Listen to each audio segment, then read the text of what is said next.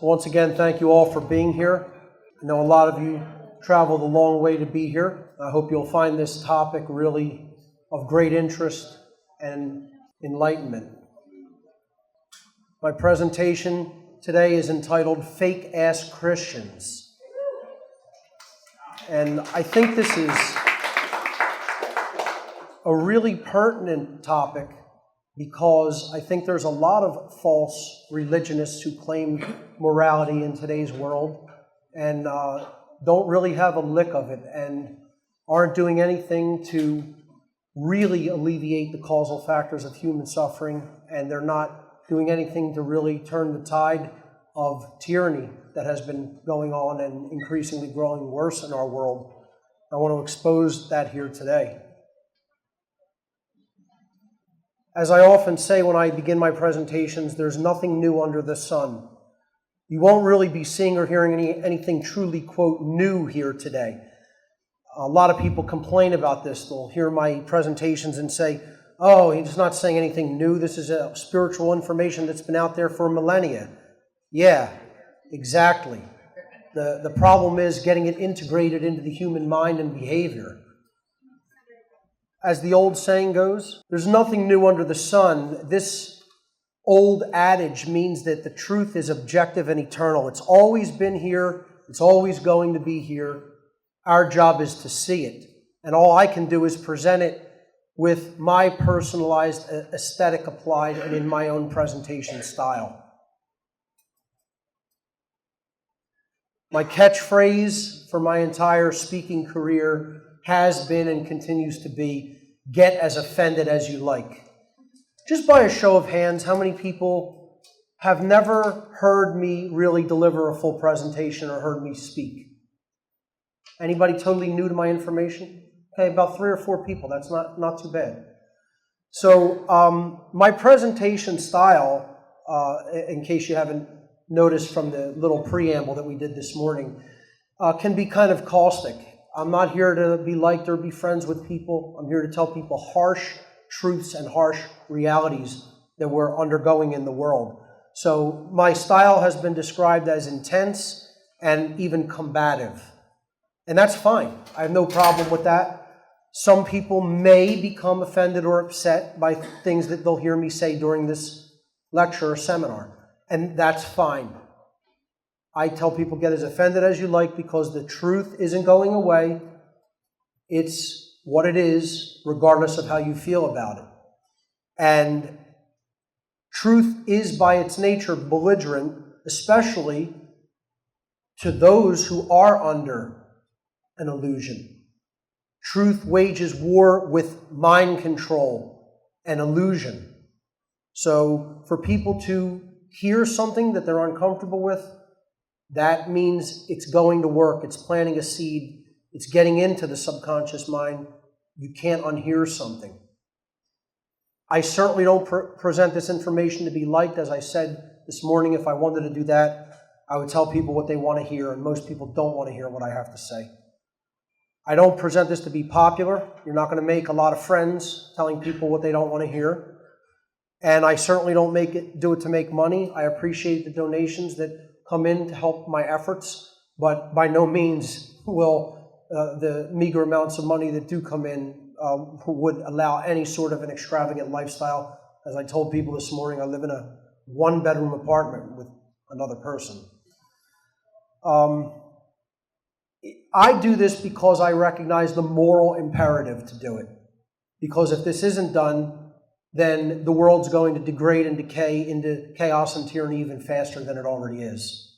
And that's why I encourage more people to take up the banner and actually put the truth out there in their own way by becoming a teacher of spiritual information once they have all their grammar in line. So I do this because in a world of deceit and deception that we're living in, it's a moral obligation to communicate this information with other people so you could help them to understand it. And maybe you could help them to stop inflicting self-inflicted suffering.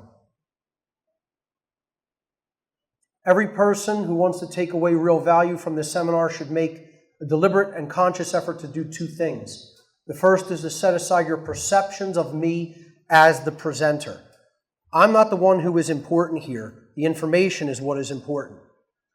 Okay, so don't focus on my voice, the sound of my voice. If you think I have a Philadelphia or a South Philadelphia accent, okay, how I dress. Just got an email from somebody, okay, just as a quick side note. It says, I think your style of dress is horrible. You know, you don't have any fashion sense. Like, that's where I'm going for it. So, and they don't want to listen to my information because I don't appeal to them fashion-wise. Yeah. All right. The information is what is important, folks, not me. I'm just a messenger. I'm just a carrier for the information. I am not the important one. The information is what is of critical importance.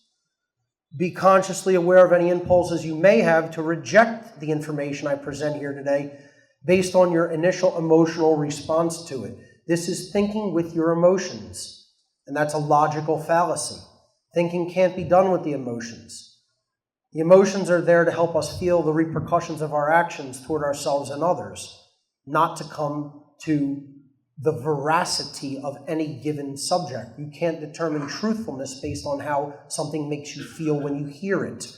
So do not fall victim to what I call emotional mind control by rejecting something and saying that isn't true just because you currently don't happen to like to hear it. So let me tell people a little bit about what this presentation is not going to be. Definitely not. This will not be a religious presentation that is an attempt to convert anyone to any particular kind of religious faith or belief. So if all the Christians out there think that, the big, swerve is going to come at the end where he says that he's a devout religionist and accepts Jesus Christ as his personal Savior, you're going to be sorely disappointed in this presentation. Okay? I'm not here to convert anybody or espouse my religious beliefs because I don't have any religious beliefs. I have spiritual understanding, which is entirely different from religious belief. This is not an attempt to demonize one modern Christian sect or denomination in favor of another. I'm not playing sides, taking sides. Some researcher recently said he's a Presbyterian. Where in the hell did anyone get the idea that I favor some denomination of Christianity? When I've been telling people since day one, religion's the whole problem with the entire world. As what I'm going to explain to you here today is Christianity was originally an esoteric philosophy that predates even the supposed historical time that Christ lived in. So this is not me getting up here and saying, let me attack Catholicism in favor of Protestantism. That's not what this is. So if you're expecting that, you'll be disappointed as well. And thirdly, this is not a presentation of atheism that is attempting to dismiss any higher power than humankind. I think that's a dangerous ideology in and of itself, and I'll be discussing atheism as well. But I am not going to be doing any Bible thumping or cross-waving in this presentation. So fear not, that is not what this presentation is about. More on what this is not. People will often react to new information with prejudice based on a pre-existing belief system or a religion. And they will filter out what they don't want to hear. So I'm asking everyone, listen very carefully to what I say. Don't put words in my mouth. Don't get things twisted. Okay? Attempt to truly comprehend my words throughout the day. Genuine Christians should find no offense in anything that I say in this presentation, because this presentation is not an attack against genuine Christian behavior. I'll tell you what, folks, I got more drop-offs from my mailing list than ever before just promoting this presentation. More people said, I'm done with you and I don't even want your information via email on the mailing list that they signed up for because of the name and poster without even hearing the information. That's how prejudiced people are. They don't even want to hear the information first before they make a judgment about it. That's religion. That's what religion does. Okay? So, I'm not going to be attacking genuine Christians. I'm not claiming in this presentation that all forms of Christianity are fake. A lot of people said to me, why bother covering this topic? All Christianity is fake because there's no such thing as Jesus. Okay? I'm not attempting to tell people that all of it is fake because the original esoteric form of this philosophy, which embodies the ideals of what many have referred to as Christ consciousness, has existed for thousands of years before the time when Jesus Christ was said to have lived. And this esoteric philosophy holds genuine transformative power in the world. That being said, if you attempt to bring your existing set of false religious beliefs into a genuine search for truth, you're going to get nothing but suffering and disappointment every time. Don't be the child trying to cling on to their possession and feeling all insulted because, you're attacking my personal way of viewing the world. All right? You're not going to pick up anything valuable from this presentation. It has to be listened to in its entirety with an open mind. And that goes for the people. I know that doesn't go for the people in this room. I know you guys already have an open mind. I know that this goes for largely the people who will be listening to this on the internet, on YouTube, or on my website, and don't really know my work and already come in with a preconceived religious ideology. What this presentation is, it is an expose on people who behave in a decidedly unchristian manner while calling themselves Christian. This presentation is an attack on fake Christians, as the name implies, and will expose the hallmark behaviors of those who are decidedly not in alignment with true Christian ideals. These are people who are posing as Christians. They are imposters who believe that they are authentic in their own mind. They're authentic Christians. Yet they live by the dogma of a co-opted, false version of Christianity, which is actually completely contrary to the philosophy and ideals of true esoteric Christianity. It is important to note and understand that these fake so-called Christians are found equally in all denominations of modern so-called Christianity. So it doesn't matter what denomination you go to, you're going to find imposters and phonies.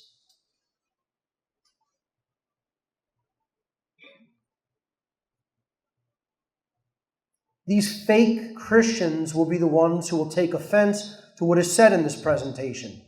And these are the people that should be taking offense to it, because that's who I'm directing this presentation toward and against. I am exposing their hypocrisy. If you're not a true Christian in thought, emotion, and action, then yes, most likely you will be very offended by what I have to say here today. If you are a so-called Christian who is offended by what is revealed in this presentation, and by the time you finish hearing this information, my hope is that you'll receive and understand the knowledge that is necessary to align yourself with true and authentic ideals and behaviors of a being that embodies genuine Christ consciousness. Hopefully, I can get some of the fake Christians out there to understand what a real Christian is and start to turn their value system around. Maybe. We'll see.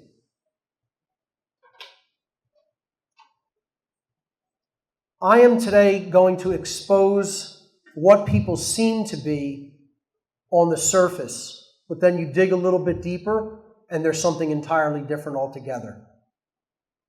They are posing as that thing in name only. And this could go for anything. This could go for any belief system. This can go for any type of an individual that is claiming to be one thing, but really they're a snake in the grass. Really, they wear a mask, and they are someone entirely different than who they claim to be. This goes really hand in hand with the fundamental foundation of all of my work as a presenter and a spiritual teacher, because I consider one of the main philosophical groundwork upon which I base all of my teaching is the distinction between the genuine world, or the natural world, and the artificial world, the world of simply constructural ideas that aren't genuine in nature and aren't inherent to nature. And this is part of the problem, is people believe in illusion. They believe in things that aren't true. They believe in fantasy. My work delineates reality and illusion. That's what I think is one of the most important things to helping people to break the spells that they are under, the mind control that they are under. The mind control is falseness. It's illusion. It doesn't hold any real weight, bearing, or morality in the real world. And that's why the world's going into total abject enslavement if we don't turn it around and recognize reality from fantasy, if we don't recognize truth from falsehood. Fundamental fabric of my work from day one. And this presentation will be a continuance of that theme. So a lot of people fall into the dialectic of religion versus atheism. This is a mind control dialectic, and it's a divide and conquer strategy dialectic. In two false extremes, you'll always be wrong. See, there is no truth in the two false extremes. I'm neither a religionist nor an atheist. And then when you say that to people, they melt down on you. They'd have no idea what to do with you at that point. Well, I can't put you in a box. I can't put a label on you. I subscribe to no worldly religion, and yet I am not an atheist. I believe that there is a higher power in the universe that governs the universe and governs behavior according to law. And that law is knowable. And the way that we can know that is a science, not a belief system. I've never been teaching or telling anybody a belief system. I don't want anybody to believe anything. I think belief is the death of freedom. I think everybody should know, not believe anything. Knowledge comes through science, through true science. Now, I'm not a scientism guy either, who props, state-funded science up as my religion. There's another thing. So now people really don't know what to do with you, because you're telling them, well, I'm not an atheist. I don't think that science as we see science today in the modern world is the only mechanism that leads to truth. And I don't subscribe to any religion on the face of the earth. Well, now you really can't be put in a box. And that's ultimately what all these systems and dialectics are for. They're designed to put consciousness in a box. To say, you may consider anything in this box, but anything outside of this box is off limits for your consumption or consideration. And what that is a system of control. So I don't subscribe to the religious idea that spirit is prime and the physical world is evil or should be rejected or abstained from. Nor do I believe the atheistic perspective that matter is prime. And we're just going to get to that God particle and understand everything there is to know about creation. Both of these are false paradigms and nonsensical paradigms as far as I'm concerned. So I'm neither one of these guys. You will be hit with neither one of this kind of insanity today. Okay? I'm not the religionist who's the Bible thumper and going to say Jesus is the only answer and be a Jesus freak up here.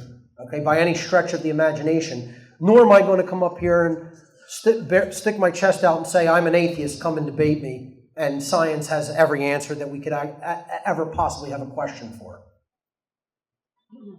So that's not this presentation either. However, the biblical figure of Jesus will be talked about fairly extensively in this presentation today. And that's unavoidable because he is the allegorical figure of the esoteric philosophy in the modern world that I'll be discussing.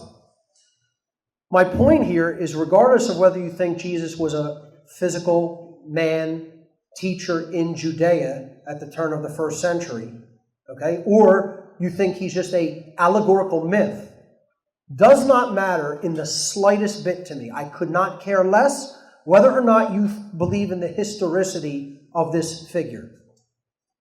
Honestly, to me, it's meaningless. The philosophy and the behavior is what is important, not whether you accept him as a physical presence in the world or not. The teachings found in the words of Jesus regarding how to behave toward others are what is truly important, not his historical authenticity. People get too tied up in this, and then it causes just infighting, and nobody's actually talking about the philosophy, which is what's important. They get hung up on the little details.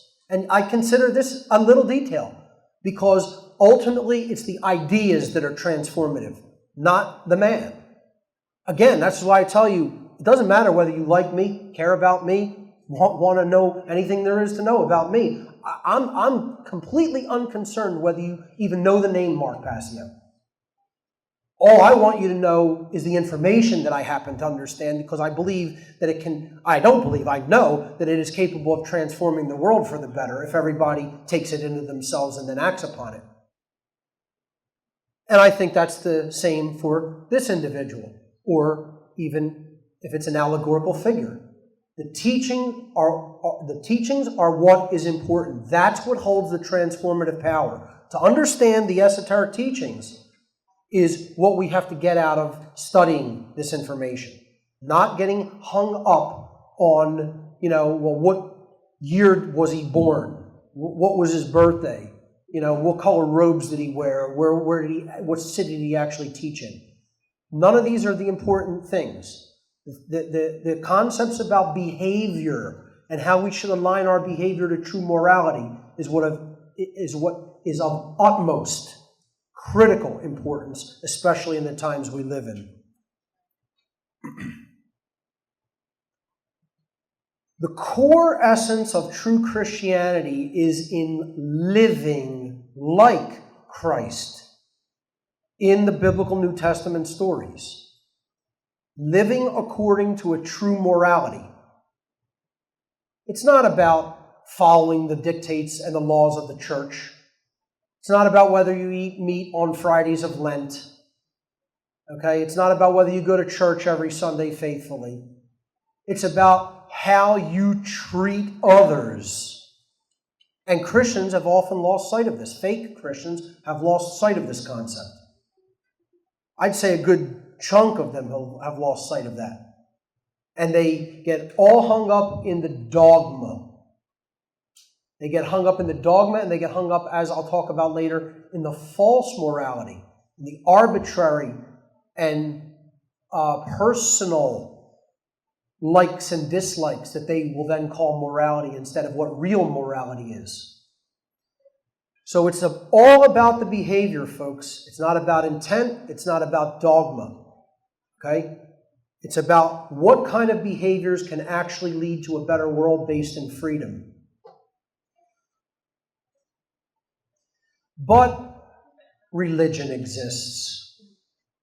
And the people who co-opted this in its early goings said, well, instead of living like Christ, what's that really going to do for us in the as far as the worldly matters of the world go, because these people are often psychopathic and want power and wealth. So they said, instead of really teaching people to live like Christ, let's start a religion. What better way to control people? What better way to gather the wealth of the world to our hands? Again, with how gullible most people are and how non-logically their mind works. Friends of mine joke around with me all the time. They're like, Mark, you could start a new religion. I'm like, I'd rather destroy it all. I'm not interested in starting a religion. I want to wipe it all out. They're like, you could start a cult and be a cult member and get followers and have make millions of dollars, have people practically worshiping you. I'm like, yeah, that would accomplish a whole lot. Especially for, my actual, eternal soul, too. That would be great karma, Not interested in any of those things. As I said earlier today, I don't even want, sycophantic followers. It creeps me out badly. I want equals. I want to be around equals, not people looking up to me and thinking I'm some great thing. Okay? The information is what is great. That's the great work, and that's what we need to communicate. I'm not the important one.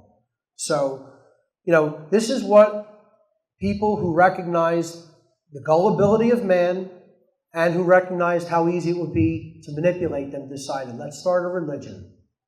Then we really have something going. Then we really have people living and breathing and dying at our command. And that was the co-opting of true Christianity and turning it into a religion. And who did this were dark occultists, people who you should consider ancient psychologists with high-level knowledge of how the human mind works. That's why they knew people are always trying to externalize power and seek power outside of themselves to save them from their own wrongdoings, from their own misdeeds. And so no better thing to do than invent a new savior myth, a new savior religion. You have to believe in this. You have to worship this. You have to externalize your power to this. It's your savior. You're not going to be your savior through your behavior and teaching other people to change their behavior. That won't save the world. No, you just have to accept our belief and dogma, and then somehow magically the world will be changed for the better. No, what will happen is you will have more mindless followers who can become easily misled and persuaded into doing all kinds of evil, as we will see. And these dark occultists concealed the genuine teachings from the people. That is why the true form of Christianity that I'm going to explain here today is occultism. It is hidden knowledge that the dark occult controllers took away from the people, concealed it, twisted it, and co-opted it into something it was never intended to be, and hid the genuine philosophical teachings from people so that they could never actually integrate that knowledge into themselves, transform their behavior with it, and ultimately transform the world with it. They recognized the true, genuine power of the original esoteric school of thought that I'm referring to in this presentation as Christianity, which we will talk about. People have been sold a fake bill of goods, and because they don't have the discernment capabilities to distinguish between the fake and the genuine, they are the blind being led by the blind. And where will that take you? That's going to take you into chaos, suffering, and ultimately oblivion. That's where it will take you. That's where it is taking us. I ask people, what has organized religion really done to help the world? Is the world in some kind of a great place for all the thousands of years it has existed? We're descending into tyranny radically. More and more people are under mind control. More and more people are completely ignorant. What's religion done in all of its history to alleviate that ignorance and suffering? Squat is what it has amounted to. Nothing. All it's doing is giving people false hope and a false version of reality to believe in their ignorance. And all that's going to do is create more illusion that leads to more suffering. Well, what we need to be doing is discerning reality for ourselves and understanding the causal factors of what got us into this condition in the first place. Only by making that diagnosis of causal factors are we ever going to change the current human condition. Why did true Christianity have to be co-opted? Had to be co-opted. They could not allow this. The controllers of the world and the ruling class of the world could not allow this esoteric philosophy to breed. They had to rein it in. Authentic Christian teachings were subverted as they were handed down through the centuries. This presentation will examine the many ways modern Christians have strayed dramatically from the original esoteric Christian knowledge and practices. It's imperative that this topic be brought into the light for open discussion if humankind is to direct itself back upon a moral path. The mind controllers and social engineers of the world needed to co-opt these teachings and pervert them, because those who knew this information would not ever be easily controlled or brought to the bidding of the ruling class. If you understand the esoteric variant of Christianity, you are not going to be controlled externally by a manipulator or a manipulator class of people.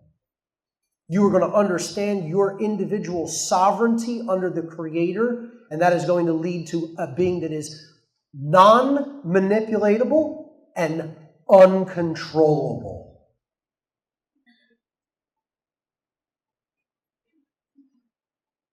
The rulers of the world can't have that, folks. They want us fighting with each other eternally. That divide and conquer method weakens us and strengthens them. The main purpose of all false religion is to control people by distracting them from an accurate understanding of natural law. Natural law is what I refer to as the most deeply occulted information on the face of the earth, because it's the understanding of what real morality is. And the controlled class does not want you to understand real morality, because they know immorality is what keeps them in control of the masses of people. That lack of understanding creates infighting among the slave class and makes them far easier for their masters in the ruling class to control. This is simple dialectics and divide and conquer strategy. One only needs to look at the history of war, division, and distrust that religion has fomented in humanity, and the endless suffering created by people who have claimed to be acting, quote unquote, in God's name. Some of the worst deeds in human history have done by those claiming that they had God on their side and were acting in His name. Religion is the one and only problem in the world, folks. It's the one and only problem. People, they'll do these little Facebook memes, where they'll say, if you could alleviate one thing in the world, what would it be? And my answer is always the same: religion. Because if you understand what religion really means, you understand it is not doing anything good for anyone. It is what is holding us back. The word religion itself comes from the Latin verb religare. The verb religare means to bind, to hold back by tying, or to thwart from forward progress. So if in ancient Latin you described tying a horse to a post so it couldn't move, you would use the term religare, to tie it up, to thwart it from moving away, to keep it where it is. That's what religion does. Now there's an alternate definition of religion, which means to tie back to or to reunite with something.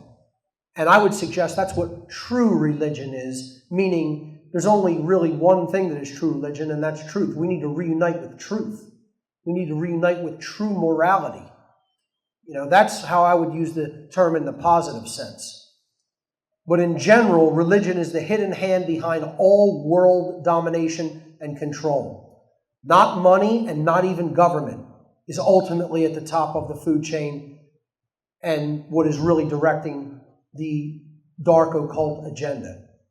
People will often think, it's people in the government, it's the shadow government, it's the deep state. And then other people go, no, it's the bankers, it's the international bankers, the World Bank, etc. No, folks, it's religion. Religion is at the highest end, the highest, at the peak of the pyramid of control. Because what ultimately controls the world is a priest class, a sick, demonic sorcerer class. And believe me, they have a religion. And they're giving it indirectly to people. Make no mistake about it, religion is the force that runs this world. It's the entire problem with this world, specifically the false religions of authority, government, and money. Not just the cultural religions, do we define as religion? Do I define as religion? You ask people, what's government? And 99% of people or more will not tell you government is a religion. But it in fact is a religion because it's something that thwarts our forward progress in consciousness. Money is a religion because it also holds back our progress in spiritual understanding and consciousness. Truth is the one and only true religion, meaning that knowing the truth about who we are and how the laws of reality really work is the only thing that can reunite humanity's collective behavior into accordance with natural law. Again, another meaning of the word religion is to reunite. To seek and understand the truth about what's happening within and around us is an essential and fundamental aspect of true Christianity. True Christians understand human consciousness. They don't shy away from the word consciousness. Fake Christians do that. A lot of fake Christians hear the term Christ consciousness and they're, it's New Age stuff. Trust me, I'm as far away from New Age religion as you can possibly get. I've done whole seminars called New Age bullshit. So I'm not up here trying to propose the New Age religion to people. I'm trying to talk about what real spirituality and consciousness is all about. The true science of natural law lies at the heart of true Christianity. That is the essence of this presentation. The allegorical figure or historical man of Jesus Christ was trying to teach people natural law. So what he was doing, whether you consider it in the physical world, in the area called Judea, or whether you consider it just a biblical allegory in the New Testament, that is what the figure of Jesus was doing. Natural law is the true nature and teaching of esoteric Christianity, as it is the true nature and teaching of all religions, world religions, cultural religions. The deep core essence of the genuine article was always about natural law. And then it got distorted and twisted because the controllers know, if the people know natural law, game over for us. They know this definitively. They know they have to try to dissuade us from looking into this. Natural law is a set of universal, inherent, objective, non-man-made, eternal, and immutable conditions which govern the consequences of behaviors of beings with the capacity for understanding the difference between harmful and non-harmful behavior. Now that's a mouthful. I'll say it one more time. Natural law is a set of universal. Everywhere in the universe, you cannot go anywhere in the universe to escape natural law. No matter where you go, it exists. Inherent, meaning it's built into creation. You cannot separate it from creation itself. Objective, that means it has nothing to do with your subjective opinion. Doesn't matter whether you like it, dislike it, understand it, don't understand it, doesn't matter. It's like any other physical law. It exists objectively. It's non-man-made. Human beings did not put this law into effect. The higher power in creation did. It's eternal. Doesn't matter what time period you're living in. It has always been, it is now, and it will always be. And it's immutable. And this means it's completely unchangeable. Nothing that you do can ever change it. It will exist regardless of what you do. Regardless of whether you try to break it, regardless of whether you just flaunt your behavior in the face of it, regardless of whether you refuse to accept or understand it, it will exist and continue to exist. And you cannot change it. You cannot do anything to break this law ultimately. It governs the consequences of behavior. This is what this law does.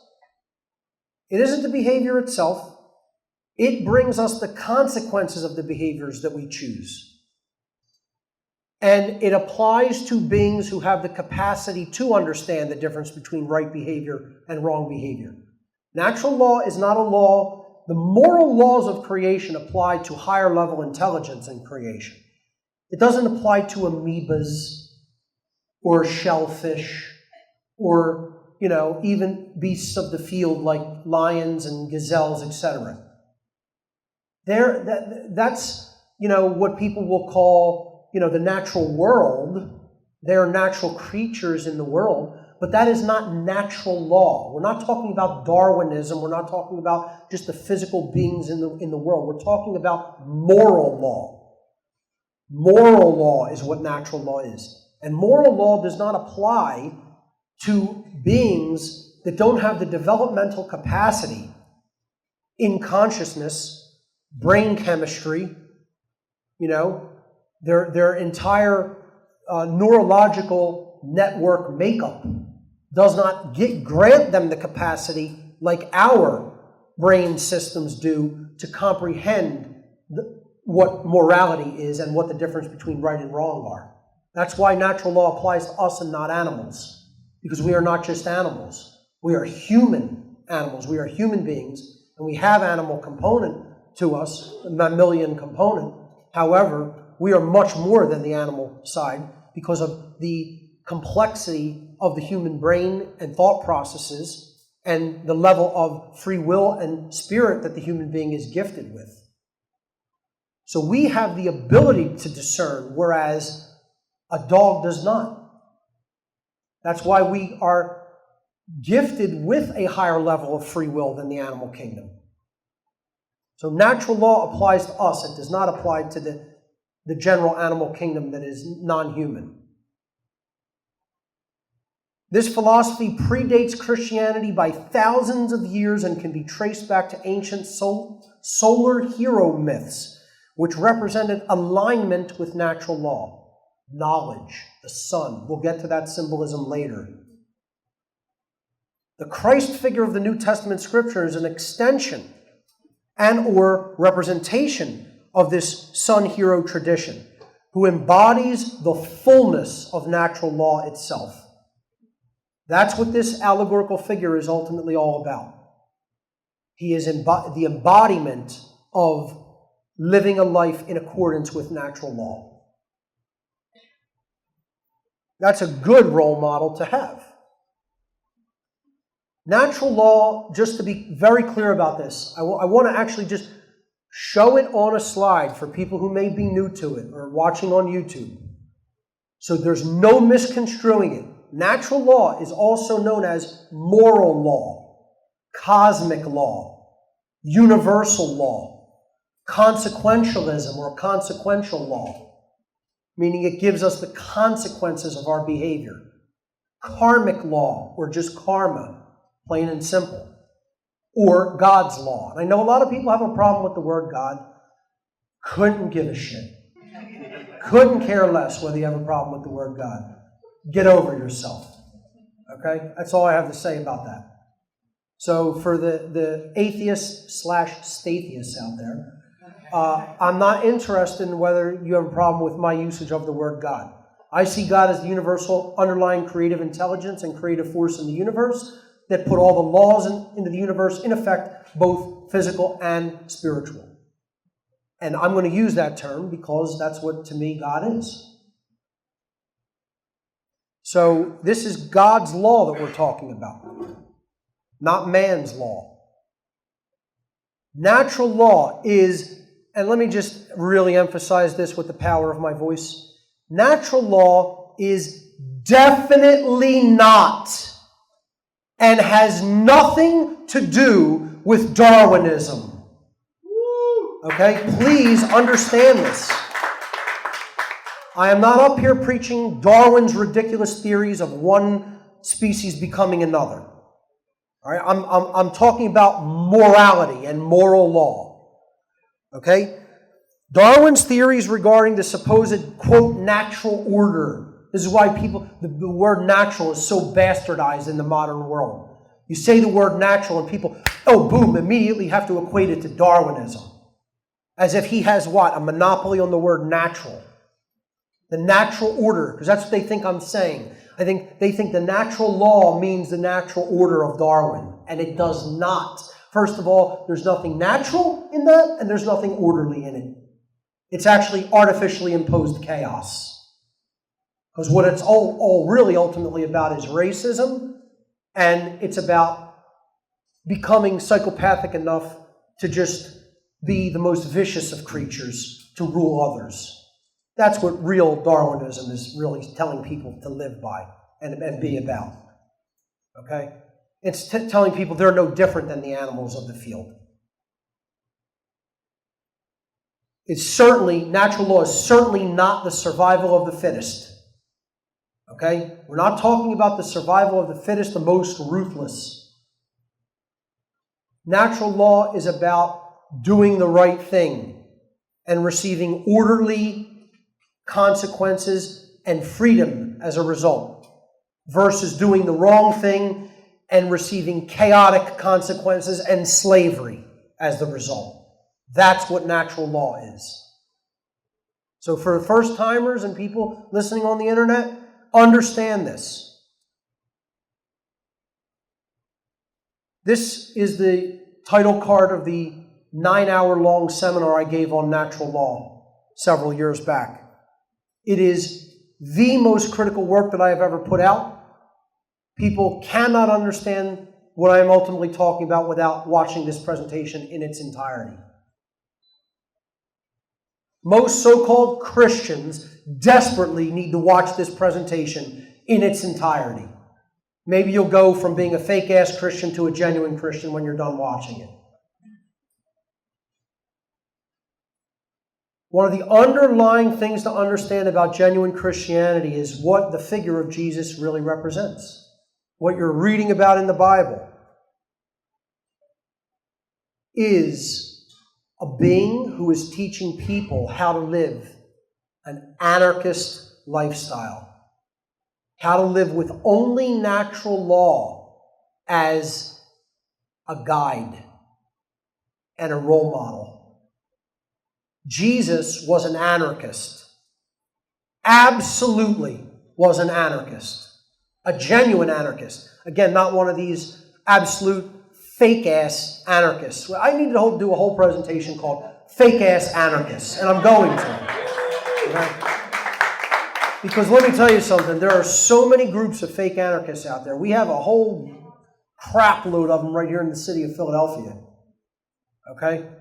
Who are communists in disguise, posing as anarchists, preaching Marxism and saying that's anarchy. No, that's called slavery. They haven't figured that out yet, because they have no long view of history at all. They run screaming if you hold up a history book and say, you might want to check this out. Here's what happened. Jesus was an anarchist who was in open rebellion against all false authority and false doctrine. He taught the spiritual principles encompassed by natural law, the non-aggression principle and the principle of self-defense against the violation of rights. So, he was teaching people the 2 pillars of enlightenment. He was teaching, don't aggress against others or their rights. But if others do aggress against you or your rights, you have a right to use self-defense of force against that incursion of your rights, against the violation against your rights. In other words, don't be ruled by anyone and do no harm, but take no shit. That is essentially what Jesus was teaching in the New Testament teachings. And no Christian will tell you that. No so-called Christian will tell you that. Oh, one is telling you that right now. I do consider myself an esoteric Christian.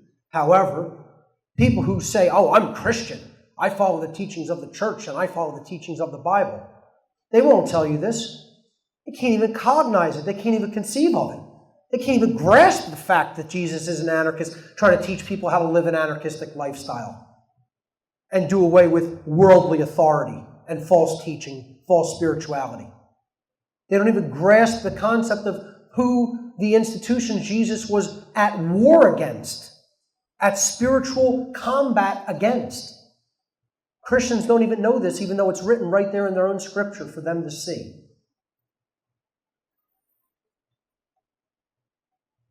Jesus taught that every human being is born a sovereign being with self-ownership, freedom, and free will.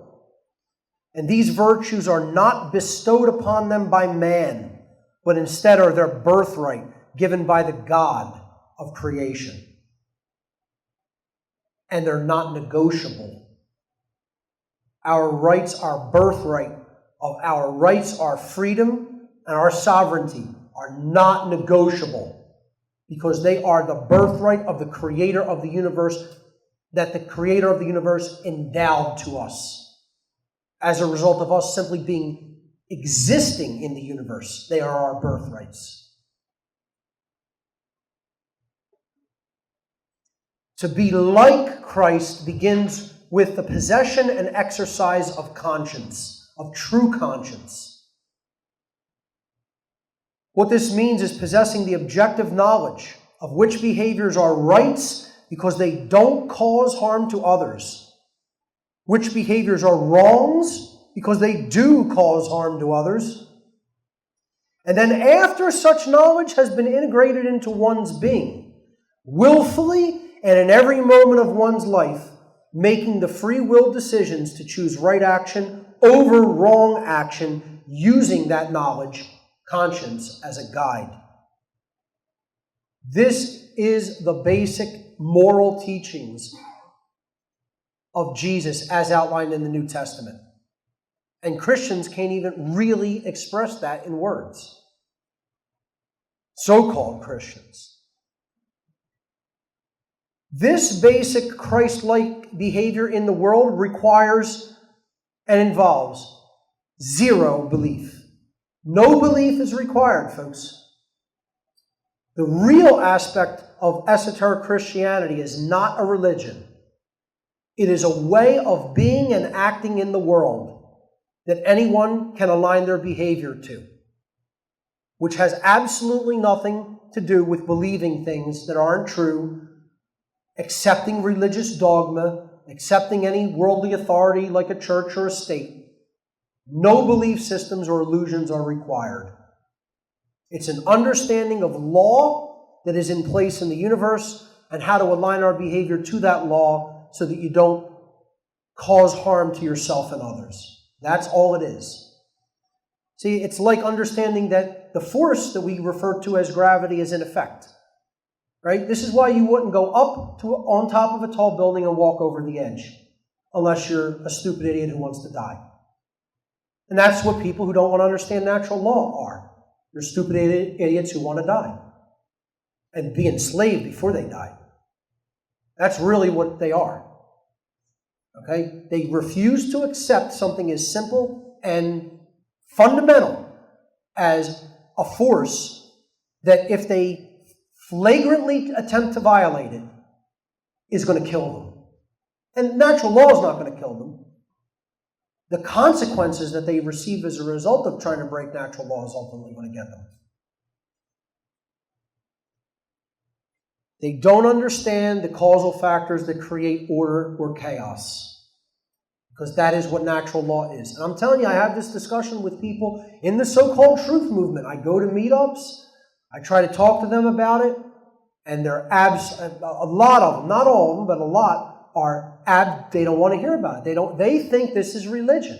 They actually believe what I'm talking about is religion. When I'm outrightly telling them I'm trying to destroy all religion on the face of the earth, because all it does is hold back consciousness. And they will say, oh, that's a belief system. Oh, that comes out of religion. You know, they'll be like, no, there's no such thing. I believe in the physical laws and that's all there is. Because they're atheists who believe in the primacy of matter. And I'm going to get to a whole section on atheism in this presentation, why it's so dangerous, the kind of beliefs it will lead to, and why atheists were shunned from, were turned out from being taught this information in the ancient world. Mystery schools wouldn't even teach them. See, I'm willing to at least put them on the same playing field and give them the information, you know, because they have the intellectual capacity to understand it. The problem is they don't have genuine holistic intelligence. They don't have the heart-based and the spiritual-based mind to comprehend true knowledge. They can crunch numbers all day long. But common sense, that's a little bit different of a story for them.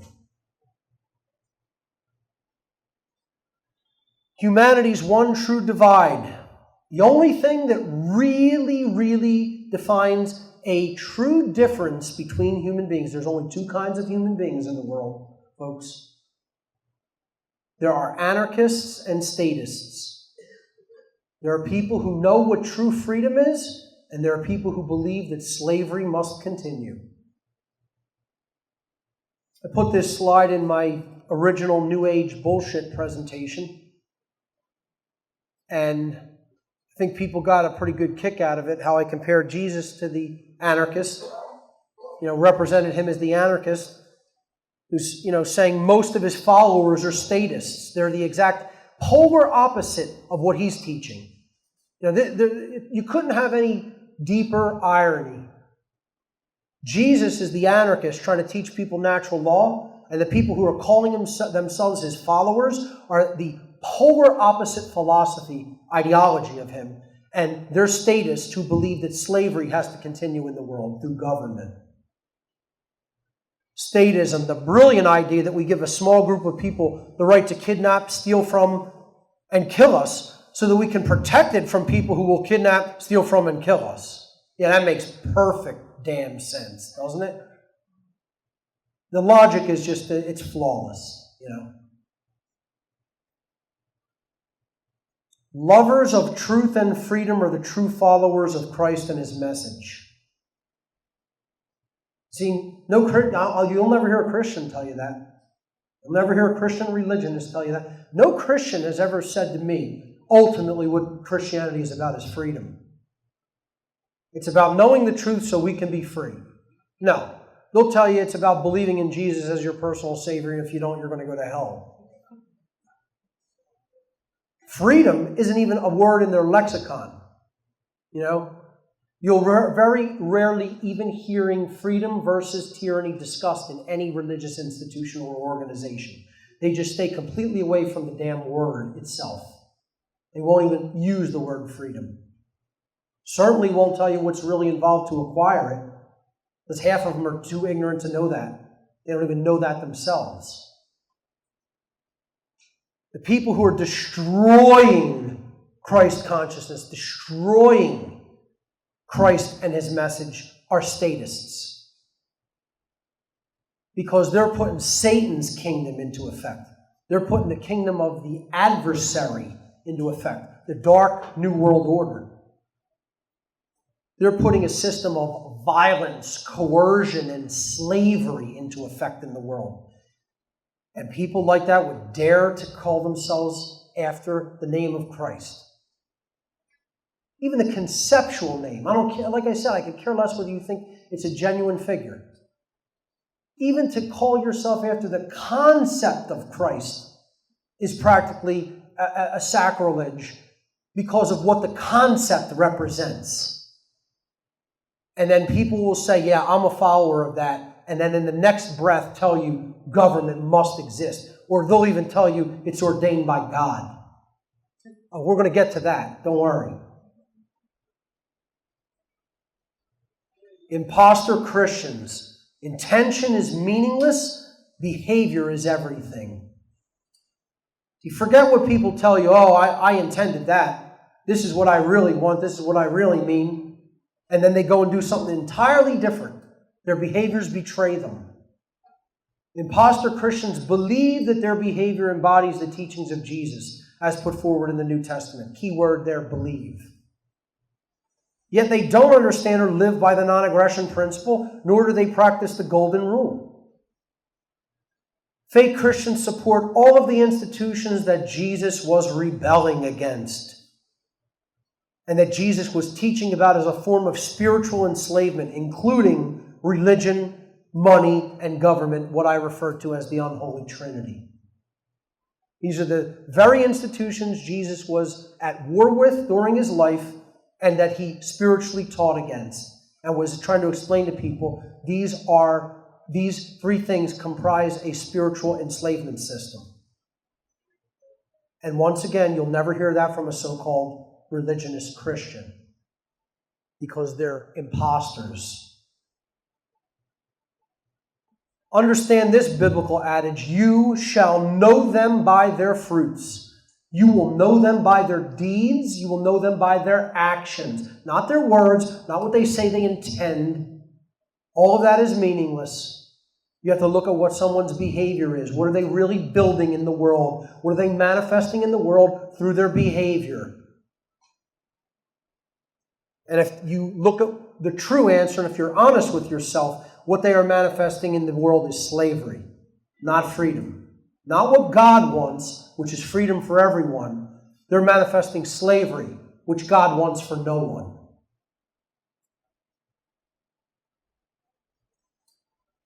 Authentic Christian knowledge and behavior. This meme says if you're really a Christian, it will show itself in the way you live. I couldn't agree more. We will know them by their fruits, by their deeds. An authentic Christian exercises conscience and lives by the non-aggression principle and the self-defense principle, and does not condone or support any institutions which perpetuate any form of slavery. True Christians reject all forms of human and worldly, quote, authority, because they know definitively that no worldly powers can ever be higher than the God of creation. There is no higher power than the creator of the universe and the laws of the universe. And man is not it. Man is not that power, ladies and gentlemen. Anybody who claims man is up on that level of power is worse than delusional. They have had a complete psychotic break with reality. True Christians seek knowledge of true spiritual awakening. And we'll talk about what that means. Even if such knowledge has been occulted from them. So they're going to go into the nooks and crannies, into the hidden areas, into the locked doors, the locked and sealed passageways. They're going to go wherever they have to go to get the knowledge that is required to truly awaken. They don't shun or fear the occult. They practice the golden rule, and they place ethics above their own personal gain. And that's more than I can say for most modern Christians, because they are largely completely focused on their own gain. Most of them just only care that they're saved, quote unquote. Most of them care about money. It's that money is more their God than Jesus or the God of creation is their God. You know, and their personal gain is paramount. And that's not Christianity, folks. That's called Satanism. I know. I was a priest in that religion, and I know what its tenets are. And that putting that level of personal gain above people is called Satanism, not Christianity.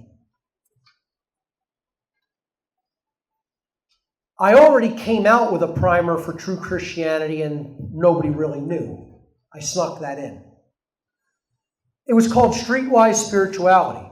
And what I really did in that presentation is give all the hallmarks of true esoteric Christian knowledge.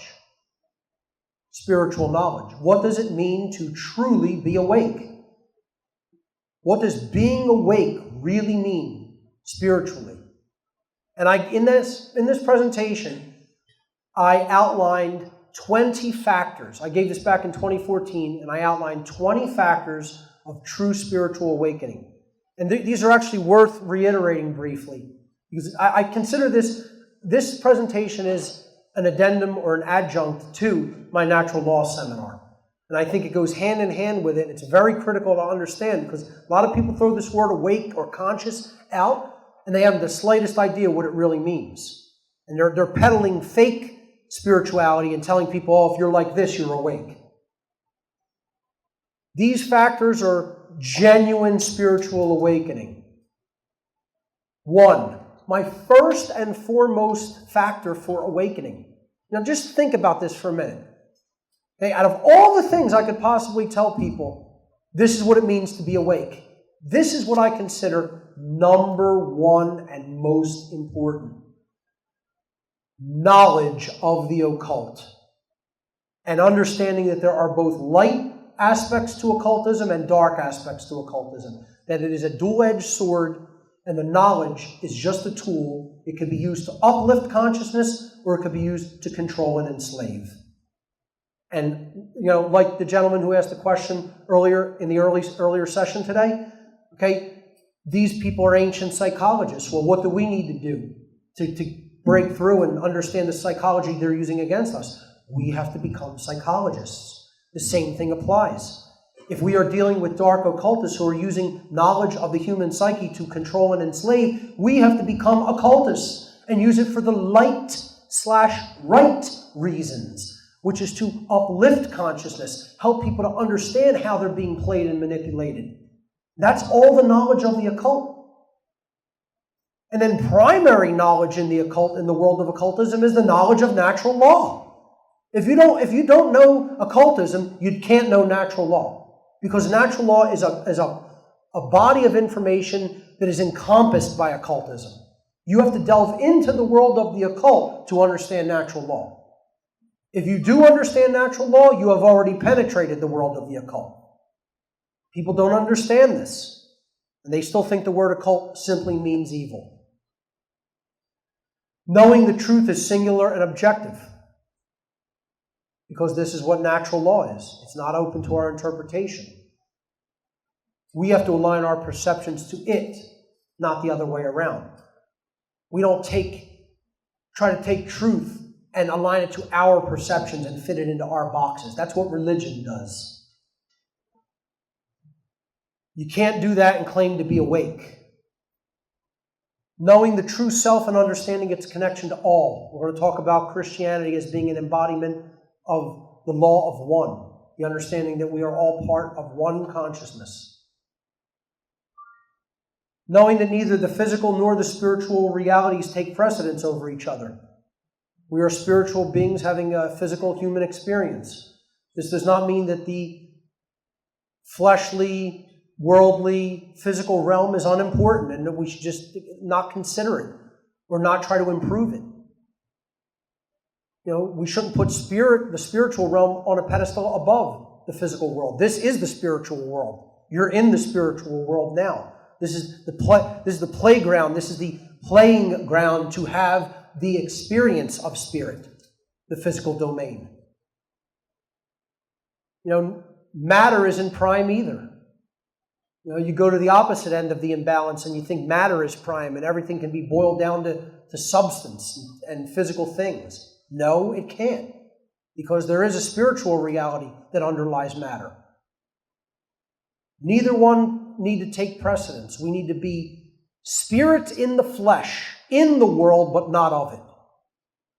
Because this is where the game is played. This is where the actual learning takes place. This is where the actual action for changing things takes place. Real spirituality is being out of ego identification and ego attachment. It's about exercising true discernment and judgment, which I'm going to have a whole section on later. Being mentally free of all false religions. Knowing that there is no such thing as knowledge which is negative. No knowledge is negative. Knowledge is neutral. It's whose hands it goes into. What is their level of consciousness and understanding? What are they going to do with that knowledge? That's what determines whether it is good or bad. It's not negative to look at something, even if it's dark, even if it's scary or foreboding. If you don't look at it, you're in ignorance of it, and that's not bliss, that's spiritual death. Real spirituality is knowing the causal factors that have led to the current human condition. Again, not knowing natural law. Real spirituality means understanding and living in harmony with natural law. Knowing what conscience is, the difference between right and wrong behavior, and then exercising conscience of our own free will for ourselves, choosing right action over wrong action. Knowing and living both pillars of enlightenment, the non-aggression principle and the self-defense principle. Knowing that all authority is an illegitimate illusion and that all government is slavery. That's one of the factors of being spiritually awake. How many Christians can say that? Recognizing the critical importance of free will and personal responsibility. Knowing that enlightenment is not about pursuing bliss in a world filled with suffering. You know, it's not about just saying, oh, I'm okay, so I'm going to go and have a good time. Who cares who else is suffering? That's a complete contradiction against the law of one. And there's nothing spiritual about that kind of behavior. True spirituality is about knowing what true forgiveness really means. What does turn the other cheek really mean? What is real forgiveness? We'll get to that later. It's about knowing the difference between what cannot be changed and what should be changed. Because there are things that cannot be changed, like natural law, and there are things that should be changed, like the current human condition of slavery. It's about caring enough to take real-world action to create real-world change. This is about doing, not just about knowing. Doing has to follow the knowing. That's why I say what I'm trying to do is activate people. The knowledge comes first. Then you have to actually use it. You have to employ it. You have to put it out there in a practical application. That's what wisdom is. Wisdom is what you do with what you know. It's not the knowledge itself. True spirituality is about knowing that enlightenment is about influencing others to improve themselves. Again, another researcher recently vehemently attacked, well, not necessarily me, but really all researchers who are trying to quote-unquote wake people up and do the great work. The great work is about waking other souls up to truth. And this individual said, stop trying to wake people up.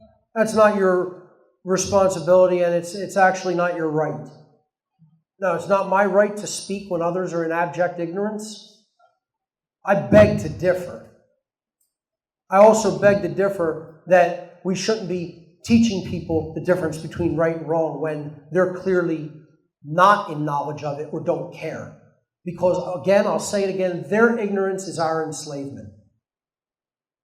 They affect good people with their ignorance who don't want to be enslaved and who do want to lead a moral life. I have every right. This has nothing to do with religion, folks. I have every right to shove this down whoever's throat. I want to continuously talk about this too. And I will continue to do that till the day I die. Okay? And that is spirituality. People don't really have the right to refuse this information because this is about our interconnected freedom. People think people have an ignorant. I'm allowed to remain ignorant of how to bake a damn good blueberry pie, okay? Or a damn good New York cheesecake. I am allowed to remain ignorant of those things. I am not allowed to remain ignorant of what a right is. So then I can say, I'm going to go out and violate somebody else's rights, or I'm going to just look on and do nothing while other people's rights are violated endlessly. Or even condone the violation of their rights. No, none of those things are rights. People don't have the right to even think that way. Because that thinking is intricately interconnected with all of our freedom, because our freedom is not individual. Unfortunately, it's collective. Very unfortunately. You can go live on your own planet, you'd have your individual freedom. While you're living on here with billions of other souls, unfortunately, your freedom is tied to theirs.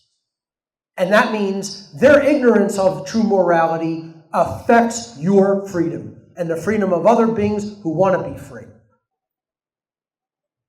So, the people out there who say don't try to wake people up spiritually, you don't know what the fuck you're talking about.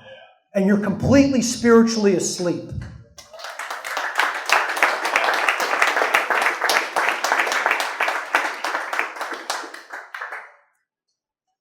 And finally, true spirituality means knowing that enlightenment does not equate to perfection. Ladies and gentlemen, I am enlightened. But I am not perfect and never will be. And anybody expecting perfection in the physical world will be sorely disappointed. I'm the farthest thing from perfect and will be the first to tell you. But I am enlightened, because enlightenment is about knowledge. It's not about living a perfect life. This is what fake-ass Buddhism will sell you on. I'm going to get into a little bit of Buddhism later, too.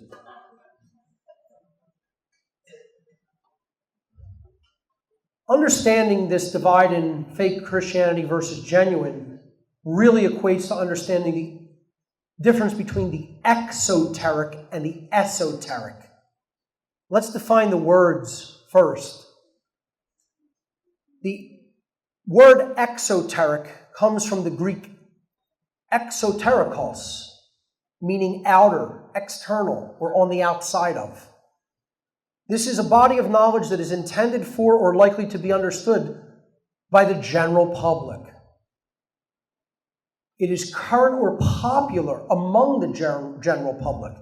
It relates to the outside or external, so-called external world. We're skirting the periphery with the exoteric. We're not getting into anything deep or meaningful or truly of significance or true importance. You know, the exoteric is like, go to church on Sunday, put money in the collection plate, say 3 Hail Marys and 2 Our Fathers and go to sleep. That's the exoteric.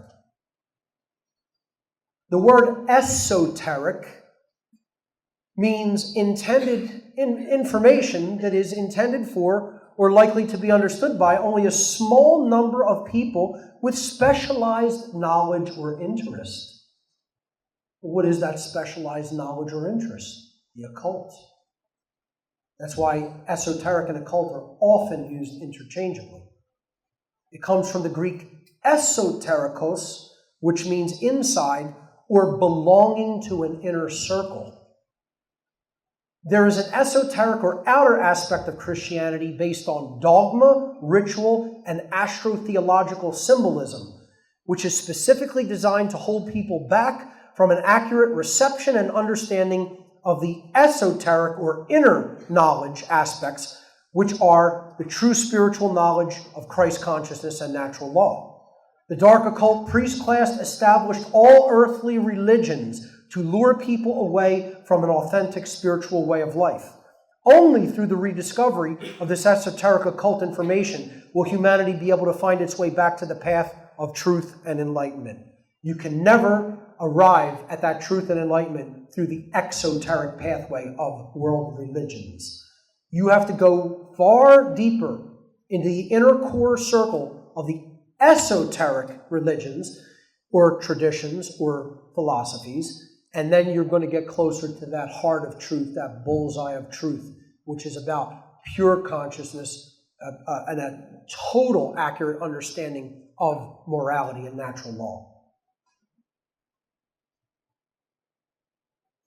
This is a section I call Fake Ass Everybody. Fake Christians are not a singularity. Imposters are abundant in all religions and all mystical traditions. There are countless Christians, Muslims, Jews, Buddhists, Freemasons, Rosicrucians, Kabbalists, anarchists, etc., that embody their respective tradition in name only, and only learn the exoteric dogma and practice and the exoteric rituals of that religion, which have little to nothing to do with the original intent or the esoteric ideals upon which that tradition was founded. There are Jews in name only that don't embody real Judaism. There are Muslims in name only that don't know what real Islam is about, and they're following a radicalized or bastardized variant of the Islamic belief system. There are Freemasons who join their lodges for networking and social benefits, but don't have the first clue regarding the esoteric philosophy or symbolism of true Freemasonry. I had a conversation with a Freemason several years ago, 32nd degree Freemason, told me I gave him more information about what Freemasonry is truly about in a 3-hour discussion with him than in the 10 plus years that he did work in his Freemasonic Lodge system. And all the Masons he ever talked to. Because they were Masons in name only. They weren't Freemasons. They were dark Masons, or they were just ignoramus Masons. They just want to socialize, be part of a man's club, think they're in the know, think they arrived and hit the big time. They don't want to study what Freemasonry really is. They could care less about the allegorical tradition that encompasses morality and natural law, which is what Freemasonry really teaches. Genuine Freemasonry. Not the bullshit lodge variant that's so prevalent out there today. There are imposters in every exoteric belief system. Dark occultists infused these counterfeit belief systems into every major spiritual tradition to control people's thinking to such an extent that they never come to realize the truth of their sovereignty as individuals and their collective power to co-create reality in harmony with natural law. The original esoteric foundation of all of these traditions was an allegorical and symbolic teaching of natural law, as I did a whole seminar on called Demystifying the Occult, which you may now refer to as Demystifying the Occult Part 1. It was the first part of a 2-part series.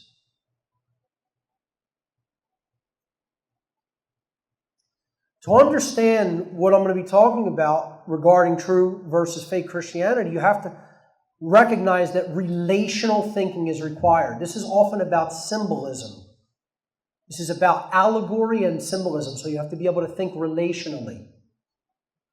So, I once put a symbol before a family member, the all-seeing eye, and I said, this was a symbol that was used throughout much of the ancient world to represent knowledge and enlightenment.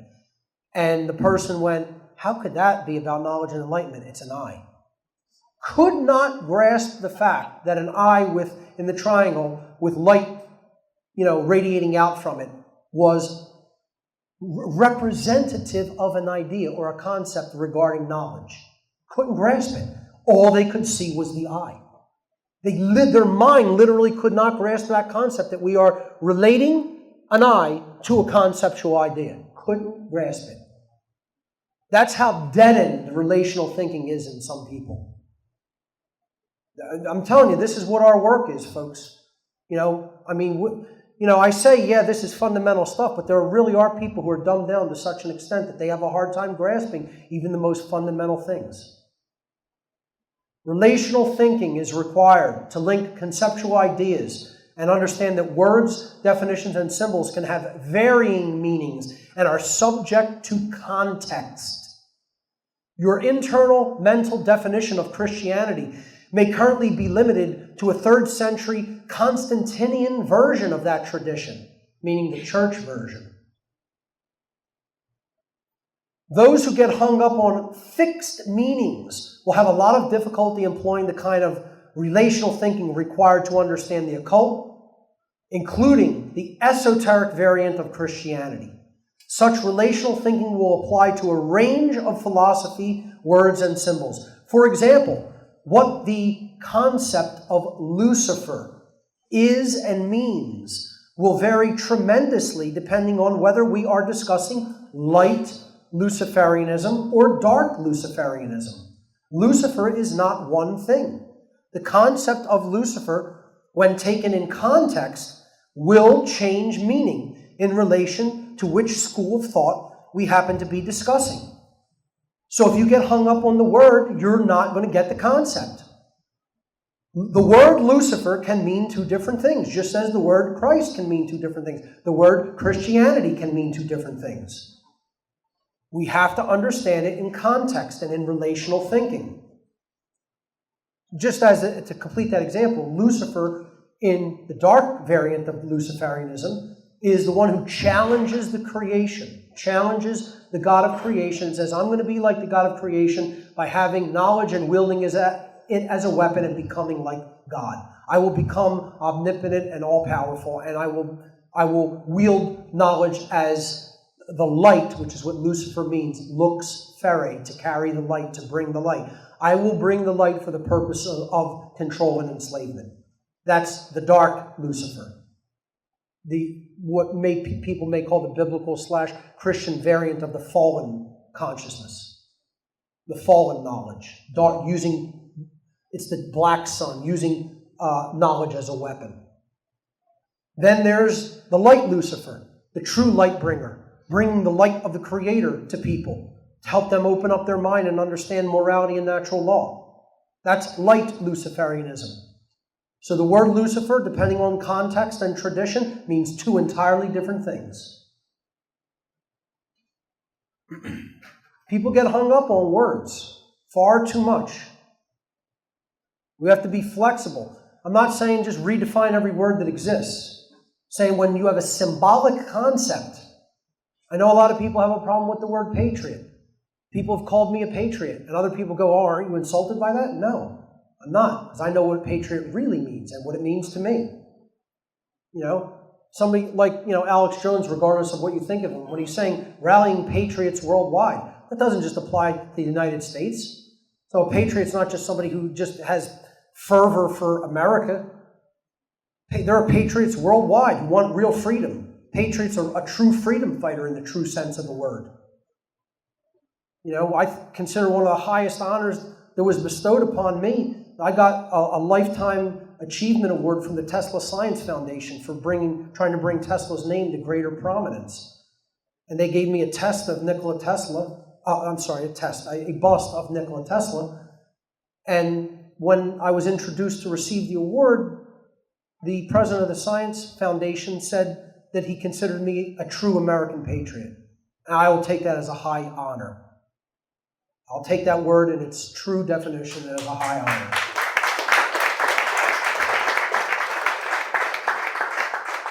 So please don't get hung up on the words here, folks. Understand the concepts. This is why I say knowledge, words, and symbols are not good or evil. They are tools for coming to an understanding of conceptual ideas. This is what we do. It's what we do with that knowledge through our actions that convert it into good or evil in the world.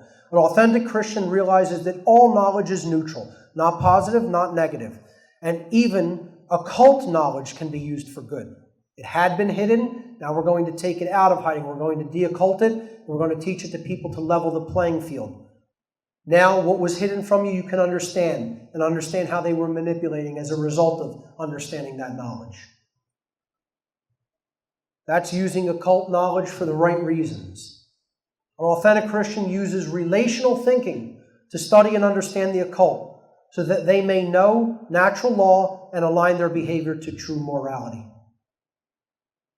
You've got to put all the pieces of that great big puzzle in place, folks, to understand the big picture. The real Christ and the real Antichrist.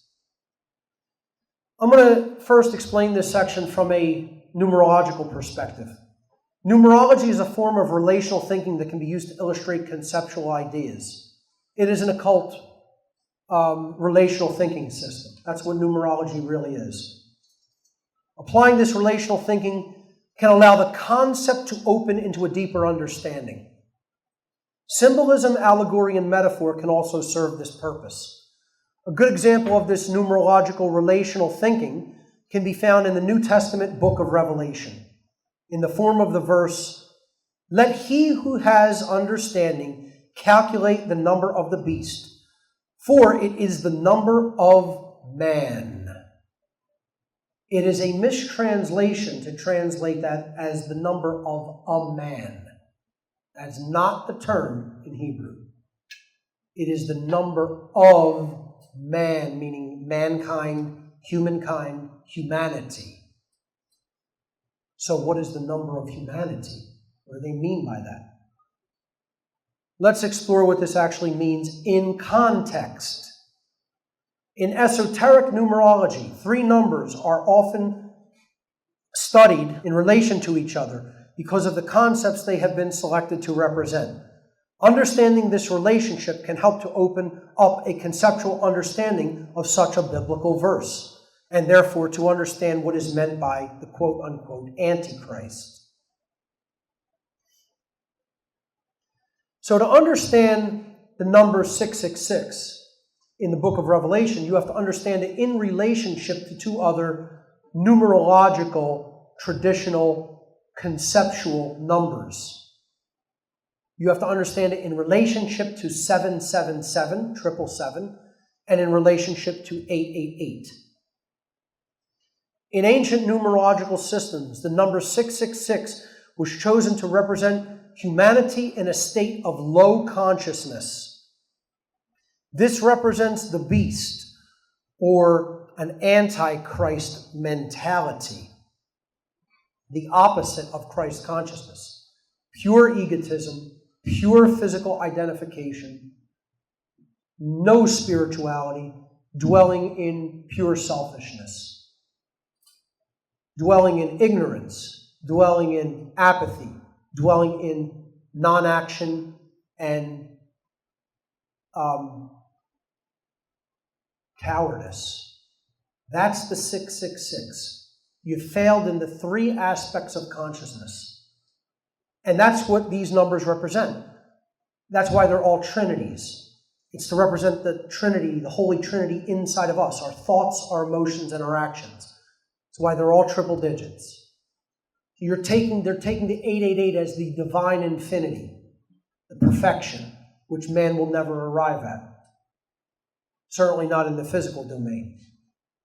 Okay? The 777 is the one that stands in between God and the beast. That's the man in as perfected of a state, or at least as developed spiritually of a state as he's going to get in the physical world. This is that Christ consciousness that we're talking about, being in the world but not of it. The 777 traditionally represented humanity embodying a higher level of consciousness, or Christ consciousness, being in the world but not of it. The word Christ is actually derived from the Greek Christos, meaning morally good, virtuous, or holy. This is why they put 777 on the jackpot machines, the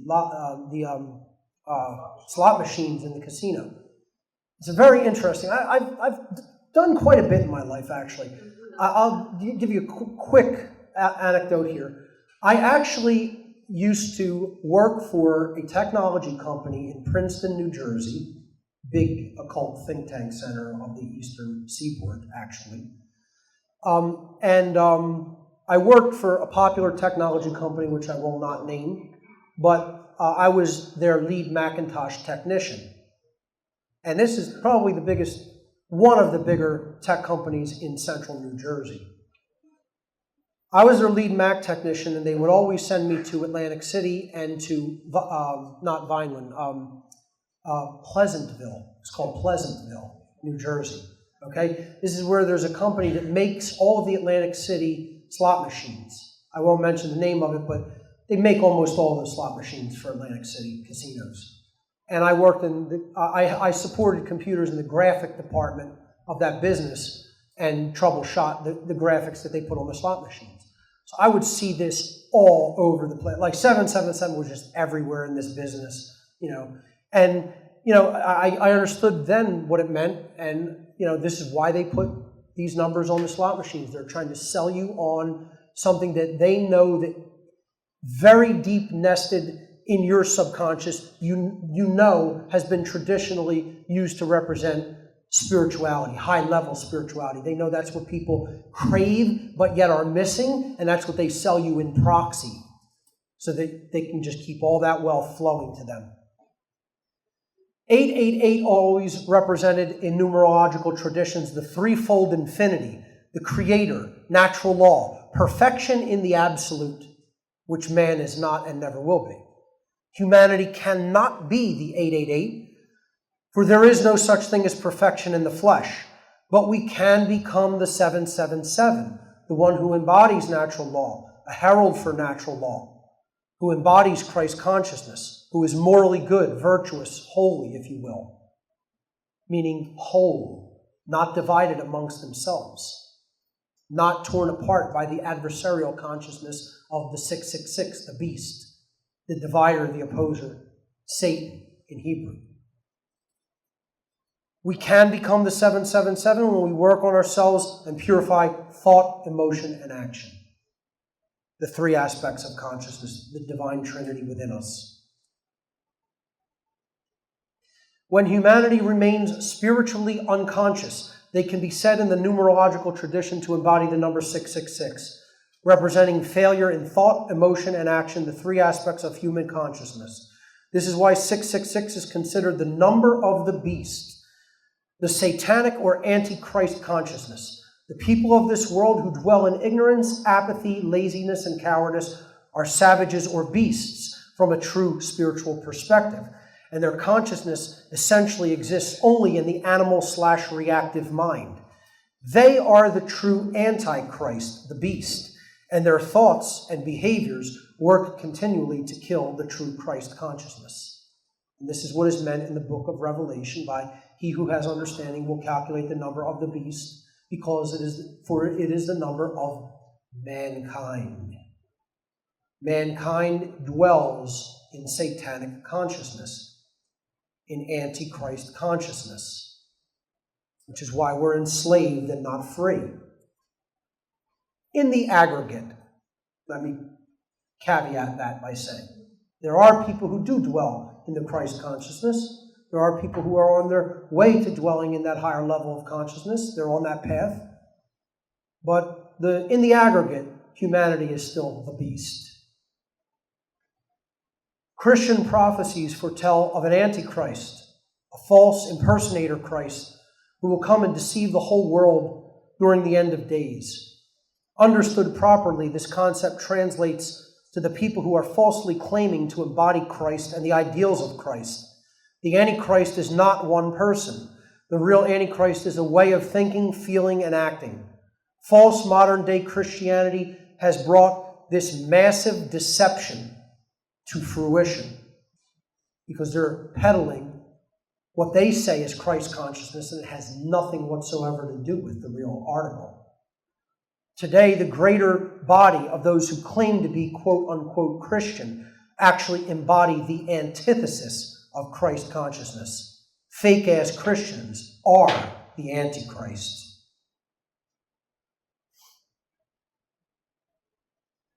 So let's look at who made this false religion, the false variant of Christianity. Again, it is what I refer to as the cult of the black sun. Those who have knowledge of how the universe really works and how the human psychology really works, but are wielding that as a weapon. Therefore, they have the sun, but they have the black sun. This is what I call this dark solar cult that really rules the world. This hidden priest class of sorcerers, mental sorcerers. Our planet has been ruled for thousands of years by a dark solar priest class.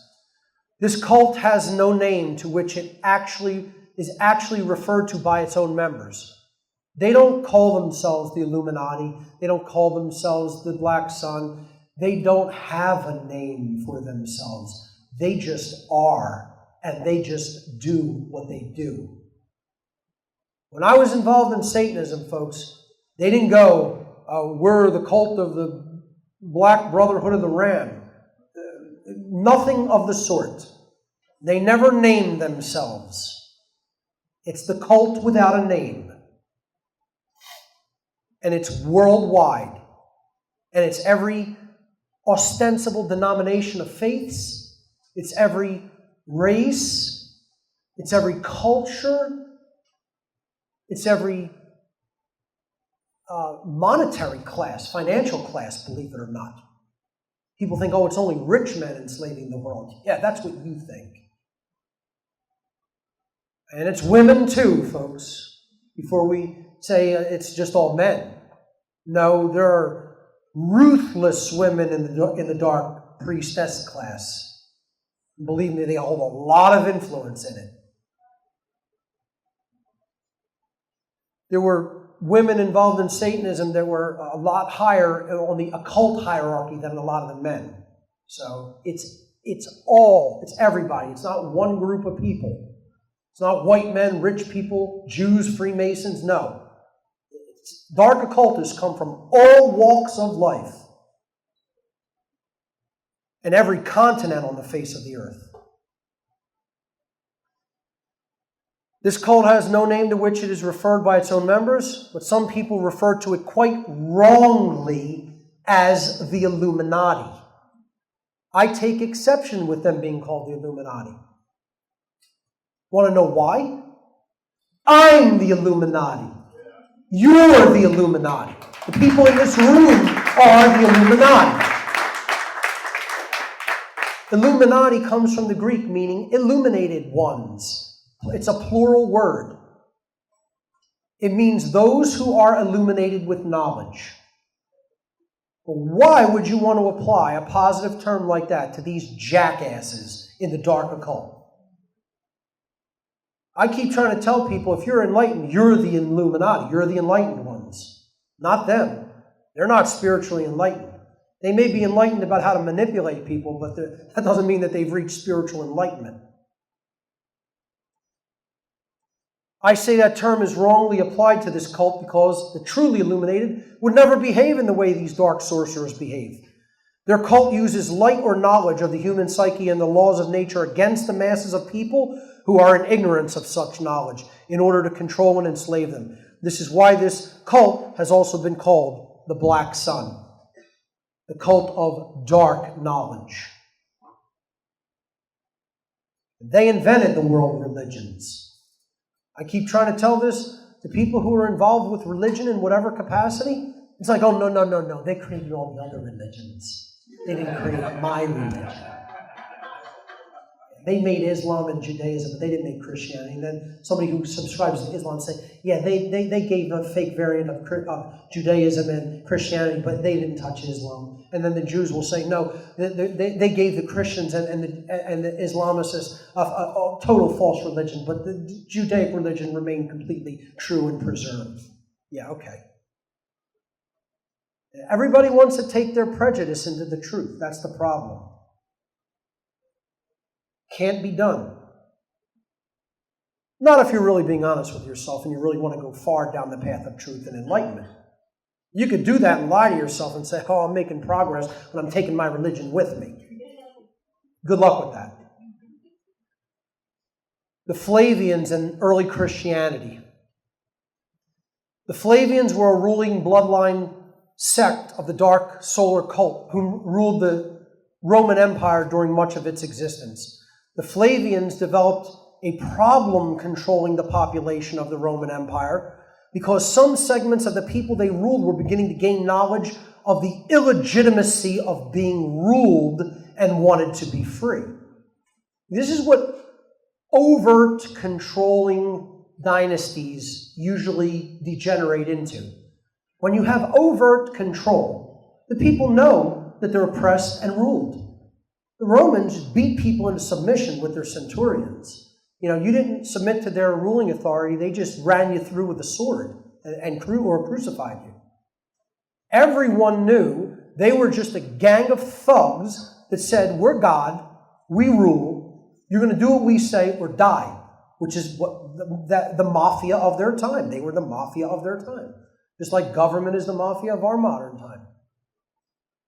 But when you have an overt rulership like that, everybody sees it.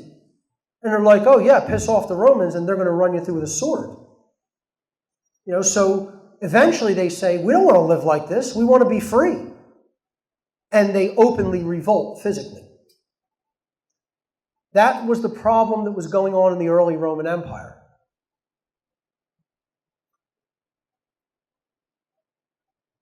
Because of certain philosophical knowledge that was spreading among the peasant or slave population. This period of time was known as the crisis of the 3rd century. Oh my God, it was a crisis. Freedom was breaking out. We can't have that. We got to go back into enslavement immediately. This is a crisis. This is what the ruling class, of course, called it, the crisis of the 3rd century. This, quote, crisis in human thought had developed in Egypt centuries before. This earlier awakening was driven by a resurgence of the Egyptian mystery traditions, really the Kemetian mystery traditions, much older than the Egyptian mystery traditions. Again, the word Egypt actually comes from Haigeptos, which means the place of the spirit of Ptah. That's what the word literally means. It was Memphis, the capital of Egypt. And the older word for all of Egypt was Kem, meaning the land of the black land for the effluvial soils of the Nile, which turned the soil black and made it fertile. So, the Kemetian mystery traditions, named after the land of Kem, were older than the newer Egyptian mysteries that the Greeks took into the Roman Empire when the Ptolemies and other later Egyptian kings were eventually absorbed into the Roman Empire. So this earlier resurgence in thought and spiritual awakening was driven by a resurgence in the mystery traditions being taught at Alexandria. These mystery traditions were, of course, the spiritual core of esoteric Christian thought. Okay? Again, part of where this was happening, this outbreak it was like a renaissance of that day, okay, was happening in Alexandria. And this is Hypatia, who was one of the female teachers at Alexandria. Okay, she taught in one of the places known as the Serapeum, which was an adjunct to the Library of Alexandria. This is a movie that was made about her life and teachings and death called Agora. And Agora means a free and open market, a free way of interacting with other people on a voluntary basis. One of the best movies you will ever see. How many people here have seen this movie? Yeah, this is why. That's it. They don't want you to see this movie. Do not want you to see this movie. Okay? They really don't want the idea of freedom that's contained within it out there. They certainly don't want the idea of a truly empowered, anarchistic type female out there. That's the last thing they want to push in Hollywood. Okay? So this movie got buried hard. They really tried to keep it out of public consumption, believe me. Watch it.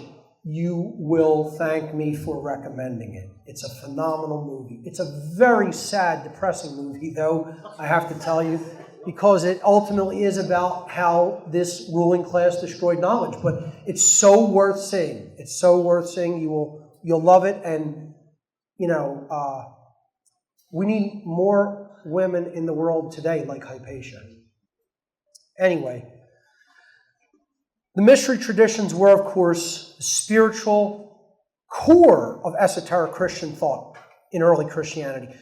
But such a mentality catching on with the masses of people, the peasant classes, certainly would not serve the psychopathic ruling class of the Roman Empire.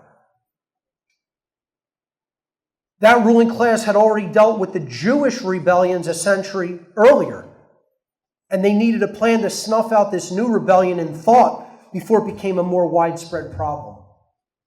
So they were already dealing with countless Jewish rebellions all over the Roman Empire. The Jews didn't want to be ruled by the Romans.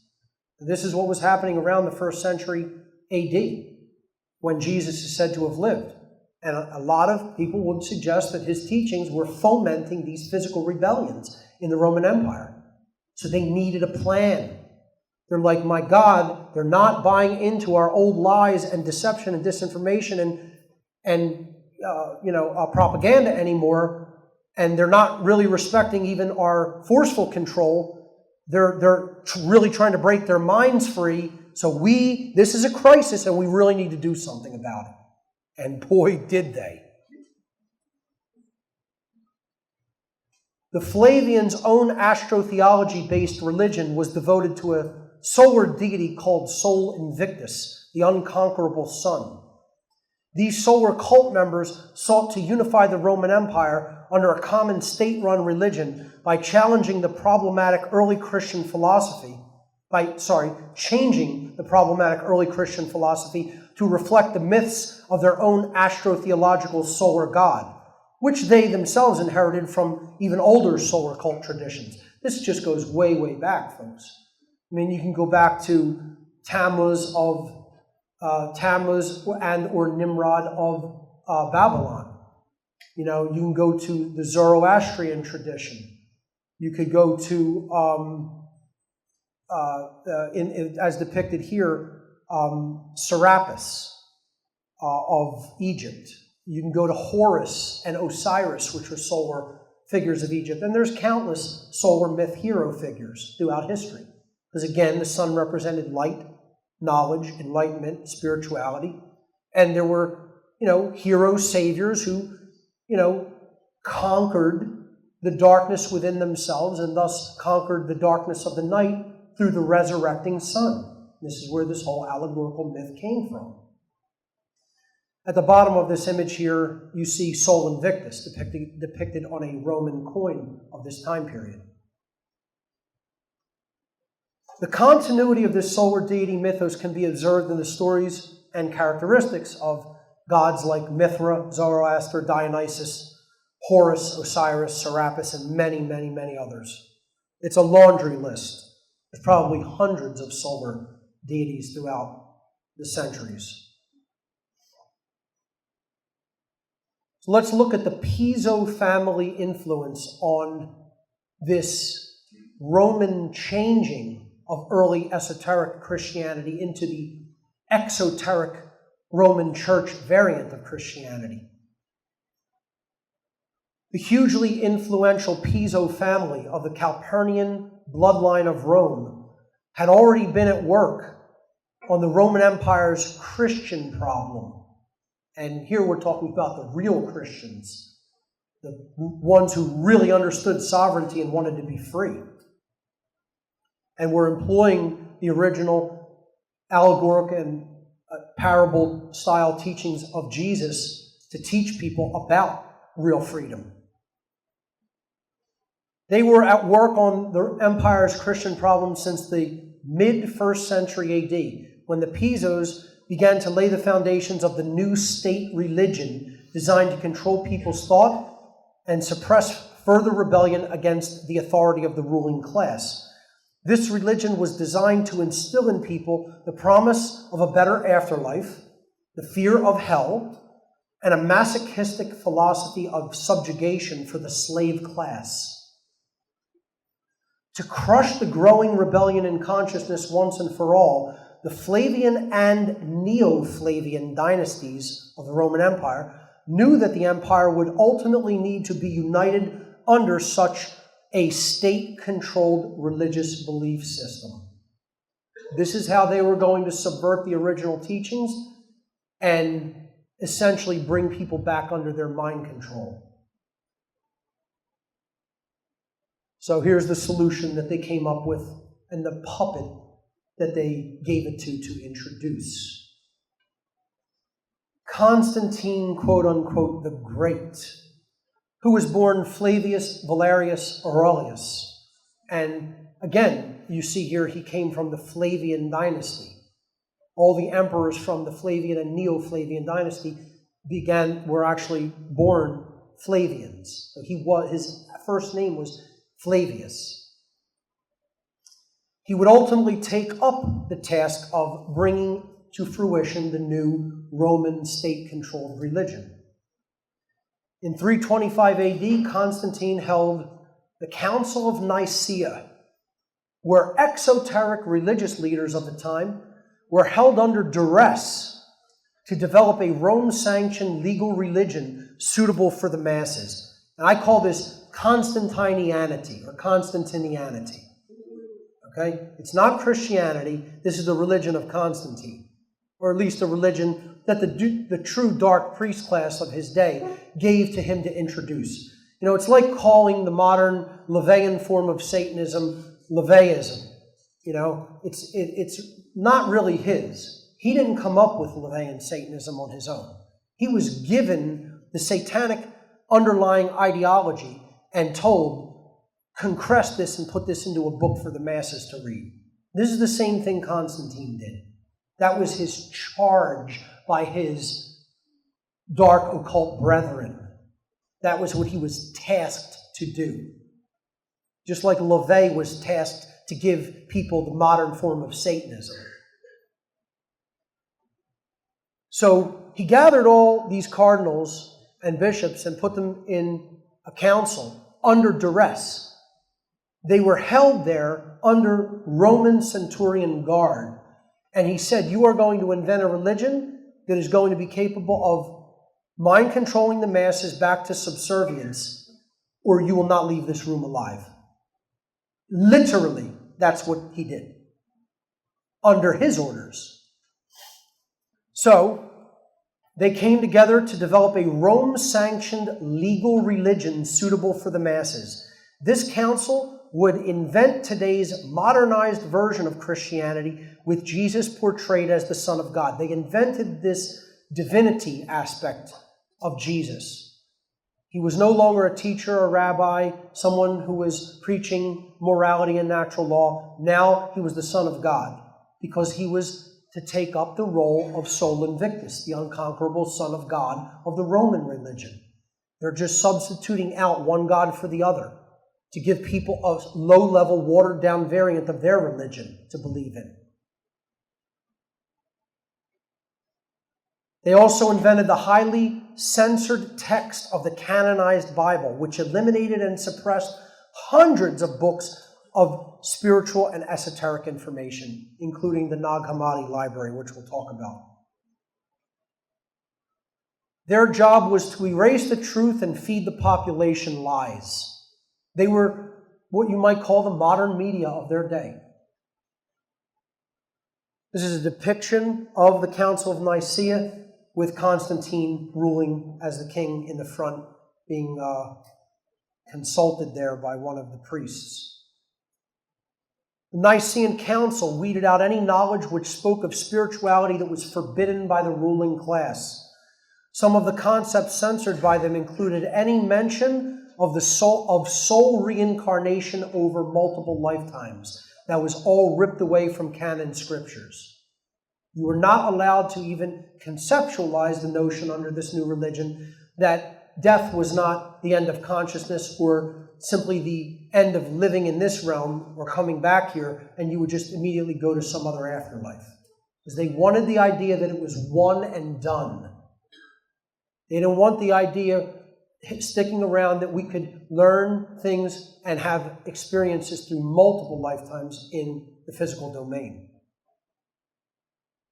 They also purged the idea of each individual's intercessor-free connection to the Creator and creation. They wanted you to have an intercessor between you and the, quote, divine, between you and God. You had to go through a priest in the new state-sanctioned religion. They also eradicated the already pre-existing notion of women's equality with men in their right to teach spiritual knowledge, or in other words, exist as part of a priest class or a teaching class, a spiritual teaching class. Women are just as adept at doing this as any man can be. Yet this new religion was a form of patriarchal control because it subjugated women and forbade them from being in the priest class. These were just some among many esoteric ideas they censored, which came largely in the canonical elimination of a whole body of early Gnostic scriptural information known as the Nag Hammadi library.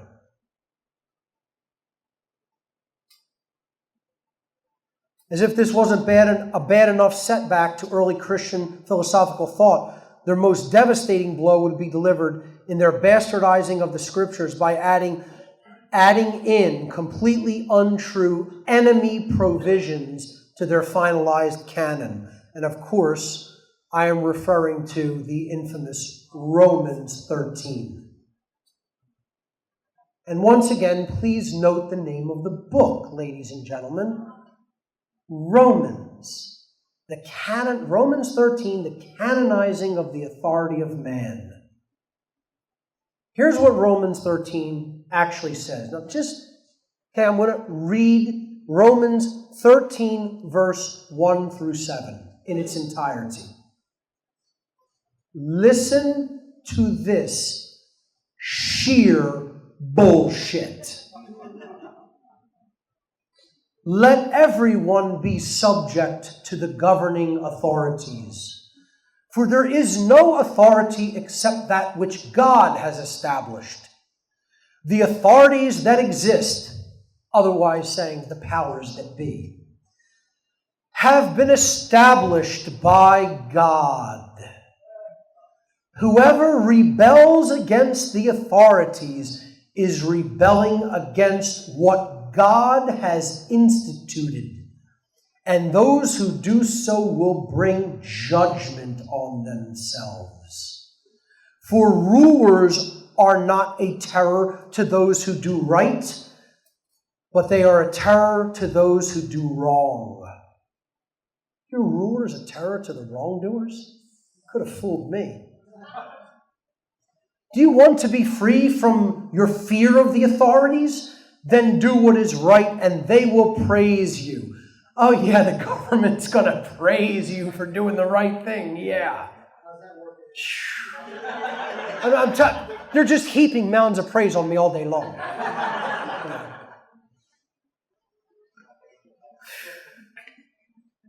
Do what is right and they will praise you, for the authorities are God's servants for your good. But if you do wrong, be afraid, for the rulers do not wield their sword for no reason. They are God's servants, agents of wrath, sent to bring punishment on the wrongdoers.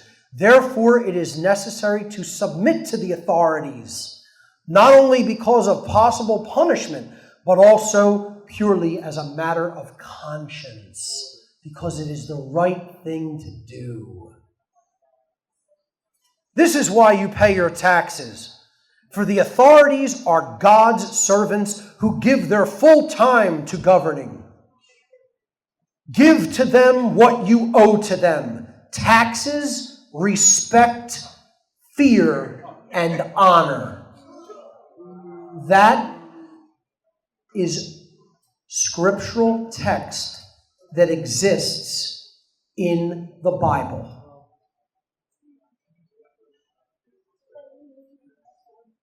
Imagine these people think they are God on earth. They love their thrones. They love their crowns and their thrones and their gold.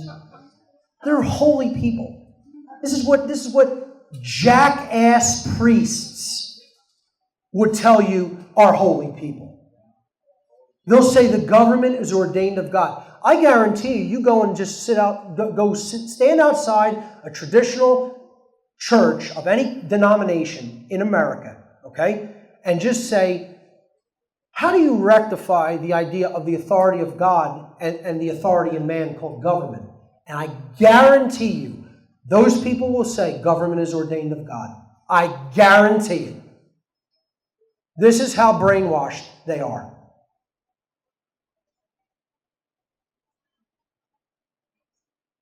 Look at this psychopath.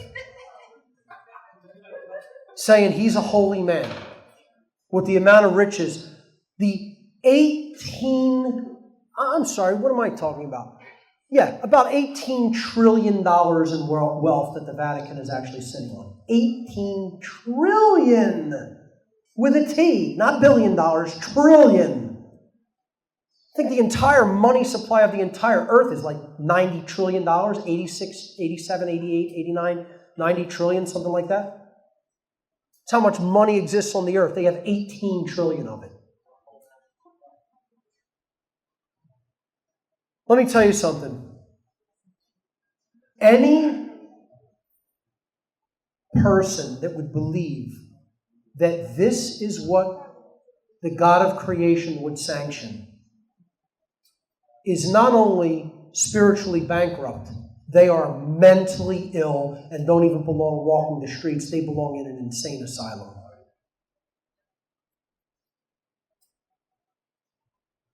If that's what your God demands of me, fuck your God. How's that? Can it get any plainer than that?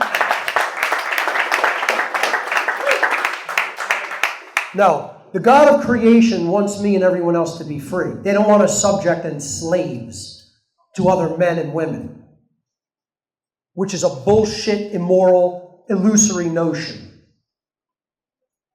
Okay, so I'll say it plain and simply what other people don't have the balls to say. Since no one else will say it, I'll say it.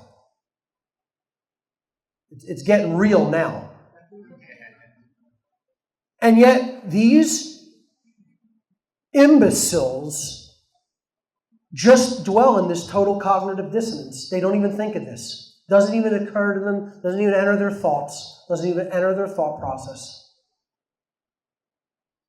They don't even understand how it's a complete contradiction of their own scriptural message that you cannot serve two masters. They think, oh, what, this is only about government, this is only about their religion and money. Well, if you can't serve two masters and that's about God or mammon, what if we interject another master called man into the equation in the form of government? Can you serve two masters then? No, this doesn't even occur to them as being a completely nonsensical, contradictory idea. Because they don't have logical thinking skills, because people who hold fervently to a religious belief have burned the logical circuits in their brain long time ago. How do modern Christians attempt to reconcile the clear and glaring contradiction of the notion of authority being vested in mankind through government, when their very own religion demands that they recognize God as the only authority? The answer? They just ignore it altogether, like it doesn't exist. They don't even want to answer that question. You can't serve two masters and you can't walk with God and hold hands with Satan at the same time. It doesn't work that way, folks. And government is a great Satan if there ever was one. All government.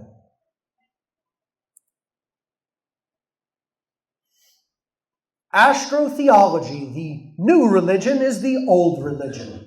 Quite literally, because that is one of the terms that the dark occult do use for their religion. They don't have a name for it. They simply refer to it as the old religion, because it is the religion from which everything else and all other religions were derived. The exoteric religion of Christianity is based in astrotheology, a pre-existing mythos regarding the astrological bodies in the heavens, the sun, the moon, the planets, and the stars. Now, for how many people here are familiar with the concept of astrotheology by a show of hands? Almost everybody. That's great. So you'll have no problem with this section. Many false Christians will have a very big problem with this section. But I recommend people study astrotheology, and if you want to get a more extensive breakdown of it, you can watch my What on Earth is Happening 4-part series. Specifically, I believe I break down astrotheology in part 2 of that series. So, astrotheology is based upon the sun, the moon, the planets, and the stars. The exoteric Christian tradition is specifically based upon the astrotheological solar cult, the cult of the sun. That's what Jesus represents, the sun of the ancient world. In the modern variant, Jesus takes up the role of the sun, the hero, savior, rejuvenator of the world, because that's what the sun is. The sun rejuvenates the world each day. And it also rejuvenates the world during springtime when it rises from the southern hemisphere into the northern hemisphere. The astrotheological variant of Christianity, complete with all its solar ritualistic trappings, was created to lead genuine Christians astray from truth, so they would never attain authentic Christ consciousness. This is the fake form of Christianity practiced by most modern-day Christians. They are worshiping the sun. The sun has been traditionally used as a symbol of knowledge and truth since time immemorial. The sun was seen in the ancient world as a representation of the light of the Creator, or knowledge, which has to be taken into oneself in the form of moral knowledge or conscience in order to nurture right action in harmony with natural law. And that's what is referred to as the exercise of conscience. See, conscience is the knowledge. The exercise of conscience is the action that we take based on the knowledge of the difference between right and wrong. This true path to freedom lies in knowing, not believing. Dogma, faith, and belief, on the other hand, are all hallmarks of the false Christian, quote-unquote, religion, which grew out of the distorted astrotheological form of the original esoteric variant of Christianity. A book I recommend is The World's 16 Crucified Saviors, Christianity Before Christ, which examines 16 solar cult, solar hero, savior, rejuvenator myths throughout the ancient world. I'm not going to go over all of astrotheology here today. It's too big of a concept. I'm not even going to go over through what I covered in What on Earth is Happening, the series. I'm just going to briefly talk about how Jesus represents the sun on the cross here. Okay, this is the symbol of modern-day Christianity. The cross, the circle around it, that's the sun on the cross of the zodiac. The sun makes its journey all around the zodiac from the spring equinox up to the summer solstice, where it's at the height of its power, or the hottest point in the year, which we just passed on December 21st. Then it falls in the autumn equinox, all the way down to when it dies on the cross during the winter solstice. So this is the lowest point of power of the sun in the northern hemisphere. And this is when it is said to die on the cross. Then it comes back to life. It resurrects from the tomb of the southern hemisphere, and it comes back into the northern hemisphere after Easter, which is right after the spring equinox, the first Sunday, the sun's day, after the first full moon, because the moon, lunar goddess, has to give birth to the solar god. That's the Holy Spirit, or the Divine Mother, Mary, gives birth to the sun god. Okay, and then it makes its way back up to the high point of power again at the summer solstice. And it dies around the winter solstice, which is December 21st, just before Christmas. Comes back to life at the spring equinox, right around Easter time. East star, the eastern star that rises in the east, is the sun. This is what Christianity is all based upon. It's all astrotheology. The exoteric form, okay? You could then see the esoteric form even in the astrotheology, because this is an allegory of truth. Truth goes into the shadows. It has to be reborn and de-occulted and brought back up into life for all to see, and then reach its high point of power, where it becomes common sense and everybody employs it through their action. And that's what the Savior of the world is, truth. That's why Jesus was referred to as the way, truth, and life. That's what this is about. It's an allegorical tradition about knowledge and truth. And in that sense, that's where I align myself with the esoteric tradition, which is what true Christianity is. The Vatican actually has a solar zodiac with the phallus of Osiris, okay? An Egyptian obelisk representing the solar deity Osiris in the middle of the zodiac cross, the great cross and lesser crosses of the zodiac, which define the solstices and equinoxes versus the great cross, which defines the mid-season, the points of the seasons, which are the actual occult religious Sabbats. The main Sabbats being May 1st, or Walpurgisnacht, August 1st, or Lammas, October 31st, or Hallowmass, Halloween, and February 2nd, which is Candlemas, or Imbolc.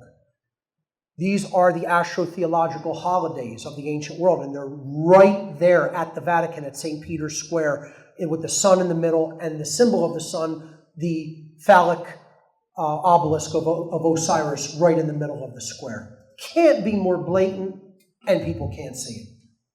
Or don't want to see it. They don't want to acknowledge that that's what that is all there for.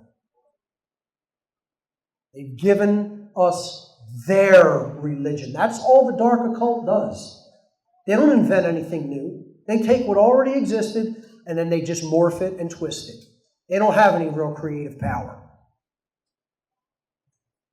Da Vinci encoded the story of astrotheology into the Last Supper painting. You know, Jesus is the sun in the middle. You have a light season. You have a light season on the right-hand side there, and you have a dark season.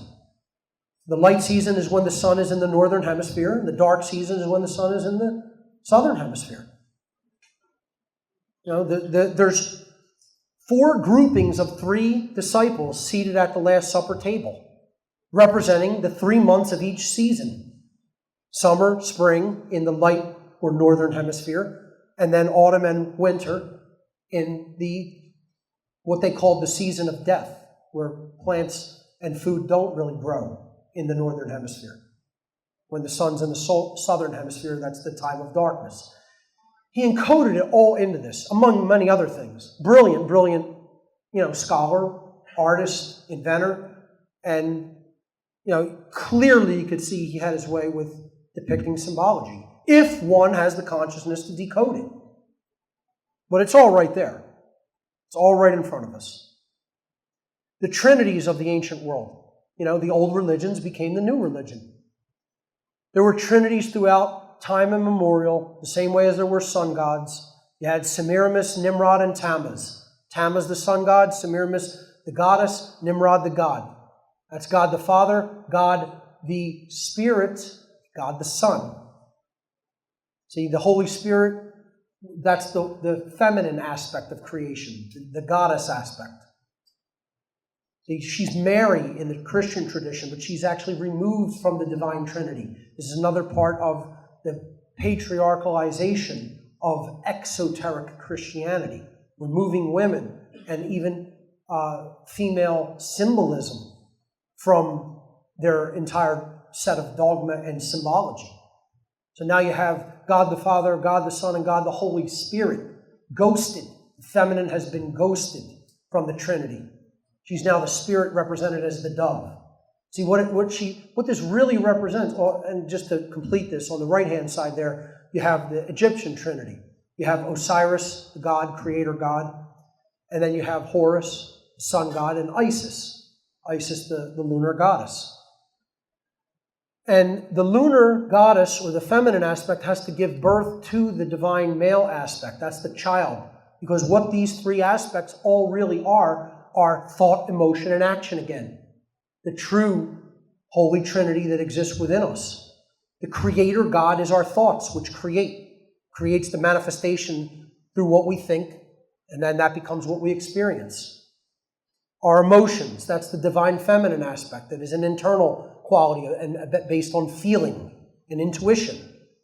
And then those combined, the male and female combined, the creator God and the feminine, the goddess, create and give birth to right action in the world through knowledge and care. It's a beautiful allegorical system if it's decoded and understood properly. But most people don't understand it. They want to actually, make it literal. So even the astrotheological aspect of it, you're giving birth to the light through your knowledge and care. That's what gives birth to the light. And that's then the way, truth, and life, which leads to freedom. And Christians can't even see it as such. They don't understand the symbolism that's encoded into their own religion. But again, this was not really done to give people the deep esoteric trappings, the deep esoteric understanding. It was done to give them the exoteric trappings and get them to believe in the literal interpretation of this. That's what pulled people off the real spiritual path of esoteric Christianity. It's all astrotheology, folks. Even if you're looking at it from the exoteric or esoteric side. And all the religions are based on astrotheology, not just Christianity. Every religion, I call them the desert sky god religions. You have, in the first column, the name of the ancient astrotheological cult. You had the cult of the sun, the cult of the moon, and the cult of the stars and planets. The solar cult, lunar cult, and stellar cult. Then you have their associated revered celestial object or symbol. Okay, you have the sun for the solar cult, the moon for the lunar cult, the stars and planets for the stellar cult.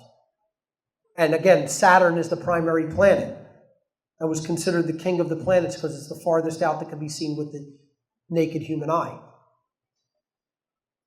The solar cult applies to modern Christianity, with its symbol being the sun on the cross of the zodiac.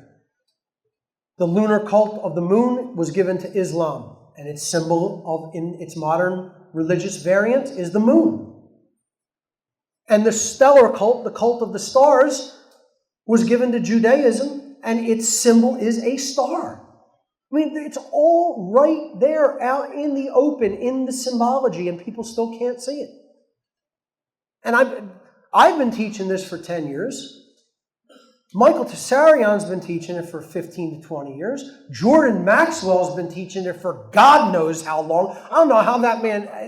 If I was teaching this for as long as he was, I'd be completely insane.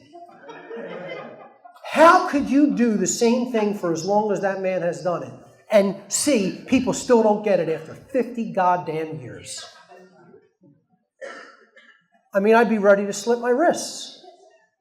It's comical, but it's not really funny, because I consider him a genuine teacher who understands all this stuff, and yet, it's like he's been going for 50 years. I wonder, am I going to be doing this for that long and people still not getting it? Because I'm going to be absolutely horrified. I already am horrified that I'm doing it for 10 and people aren't getting it. Attributes of ancient celestial cults were assigned to each of the major religions thousands of years ago. There were the three major astrotheological bodies, the sun, astrological bodies, the sun which rules the day, the moon, which rules the night, and the stars and planets. Christianity was assigned the solar cult, the sun or son of God, symbolized by the cross of the zodiac.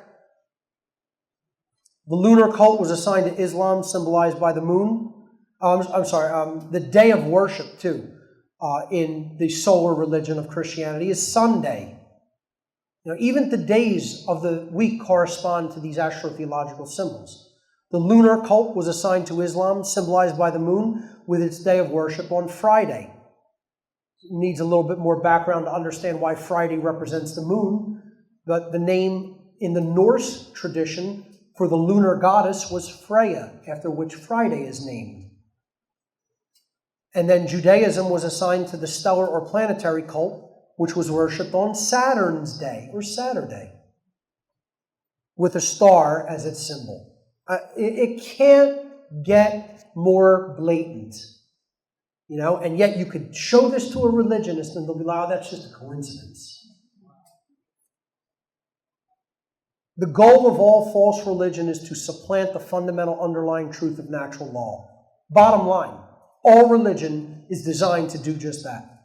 They want you to believe in something that has nothing to do with true morality and not understand natural law, because that's the only way you can continue to be enslaved.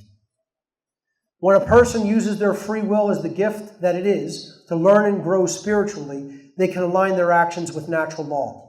Exoteric religious beliefs are instilled to subvert an individual's own inner recognition and journey of spiritual discovery of alignment with true morality. This ultimately severely distorts their understanding of what actions are rights under moral law that do not create chaos versus what actions are wrongs which breed chaotic consequences for everyone. That's why they gave us an astrotheologically based religion and not the real thing, which is based in true morality and natural law. The worldview of our rulers. Dark Luciferianism occultists have controlled this world for thousands of years by using their own deep knowledge of the occult and natural law, and by inventing false world religions for the ignorant masses over whom they rule. It is very important to understand their overarching worldview, for we must grasp the mindset of those who currently enslave us if we hope to end their rulership and truly be free. You have to know the enemy, folks. You have to know. This is another thing people say, I don't need to know that, I don't believe in that. Utter nonsense. Other people believe in these beliefs and are acting upon these beliefs, and you do need to know how they think. That's like saying, listen, I'm stepping in the ring with this cage fighter tonight.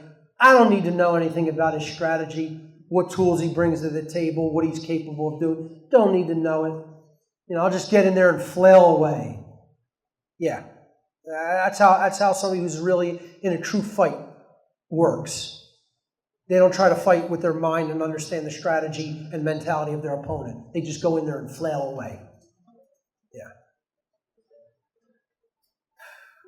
It's very important to understand their worldview, okay? These dark occultists fully understand that the universe is governed by spiritual laws put in place by the Creator, the underlying intelligence of the universe. And they are in open rebellion against those universal moral laws. They know that these laws exist to constrict behavior and bring chaotic consequence for bad behavior. They know this. So how do they work their way around it? If they're currently still ruling and getting people to do their bidding, okay, and they're still owning other people, and they're still, at the top of the so-called food chain when it comes to ruling others, having them in slavery, and them as the ruling class being more free than other people, how are they getting away with this? How isn't the universe catching up with them?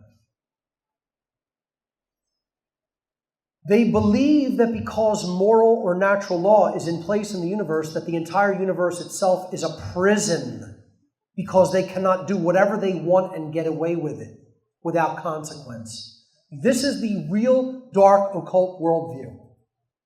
You boil it down to its essence. Here's what they believe.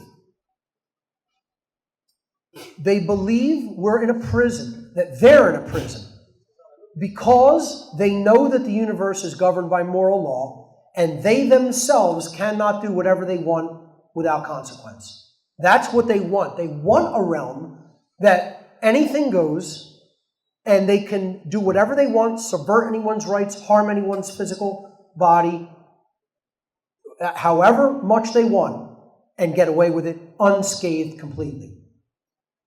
Like cosmically, karmically unscathed. Now, since they realize that is not the reality in which they live, they consider the entire universe a prison for them. And so to openly rebel against the law that is inherent to this domain, they've made a conscious choice to say, we will never accept the moral law, and we will be in open rebellion against it by getting other people to do our bidding and our dirty work for us. And that's how we'll escape the karmic consequence. And that's how they can get away with it and keep doing it. They think that it's a prison just because they're subject to law. They don't understand that the moral law is in place for our full benefit, for our uplift, for our freedom, for our growth and learning, and for our absolute optimum conditions in the physical world. They want to be they want to rule in the prison that they consider hell of this world, rather than serve in what could be a paradise, a heaven, if they only capitulate to moral law. So this worldview has been personified in stories of Satan, Lucifer, rebel angels, fallen angels, demons, archons, the Antichrist, and other anti-God archetypes who refuse to be bound by any moral standards and attempt to control creation by manipulating people into total ignorance so that ruling class can become God. This psychopathic and megalomaniacal priest class consider those who are ignorant, apathetic, and lacking the will and courage to change the human condition to be spiritually dead. And this is what they call people. This is what the dark occultists that I worked with in the past referred to the average population of the planet. They called human beings the dead. That was their name for human beings, the dead. And their rationale went like this. If you're not using your intelligence, the thought aspect of consciousness is deadened. If you're not using your care, then the emotional aspect of consciousness is deadened. And if you're lazy, apathetic, and cowardly, and you don't take real-world action, then the actions component of consciousness is dead. And therefore, if someone is dead in thought, emotion, and action, their entire consciousness is dead, and therefore the being can be said not to be truly alive. They're just a flesh robot that they could do whatever they want to, like property. That is their rationale for how they will treat other human beings. And to be honest with you, I can't necessarily say that I fully disagree with the reasons for them coming to those conclusions. I just disagree with their methodology and think that they're wrong for the way they behave, but people are the dead. The vast majority of the people of Earth can be legitimately described as these dark occultists describe them. Sadly. Again, not saying that in a bitter, vicious way, just saying that's the truth. They're not lying in that regard. Most people do not have an activated thought process, emotional aspect, and they're not active. So they are the 666, the beast, or the dead. How do they deflect their karmic consequence? This is their dirty little secret. High-level dark occultists, knowing about the existence and operation of natural law, understand that they cannot outright break it and get away unscathed. So just how do they accomplish their objectives successfully without being fully held karmically to account for their actions? They quote-unquote get away with their evil scheming and planning because at the very base level, they themselves are not actually performing the actions. They're not the ones doing it. They're not performing the actions they command to others to do. They get their minions, their mind-controlled slaves, their cult members, their order followers to do their dirty work for them by manipulating them through fear and ignorance into breaking moral law for them. Thus, the dark occultists shield themselves to a significant degree from the brunt of karmic consequence, while their ignorant order followers inherit the lion's share of moral culpability and karmic debt. No order follower is a true Christian because true Christians follow conscience, not orders. And this is what people who claim to be Christians need to get through their damn thick skulls.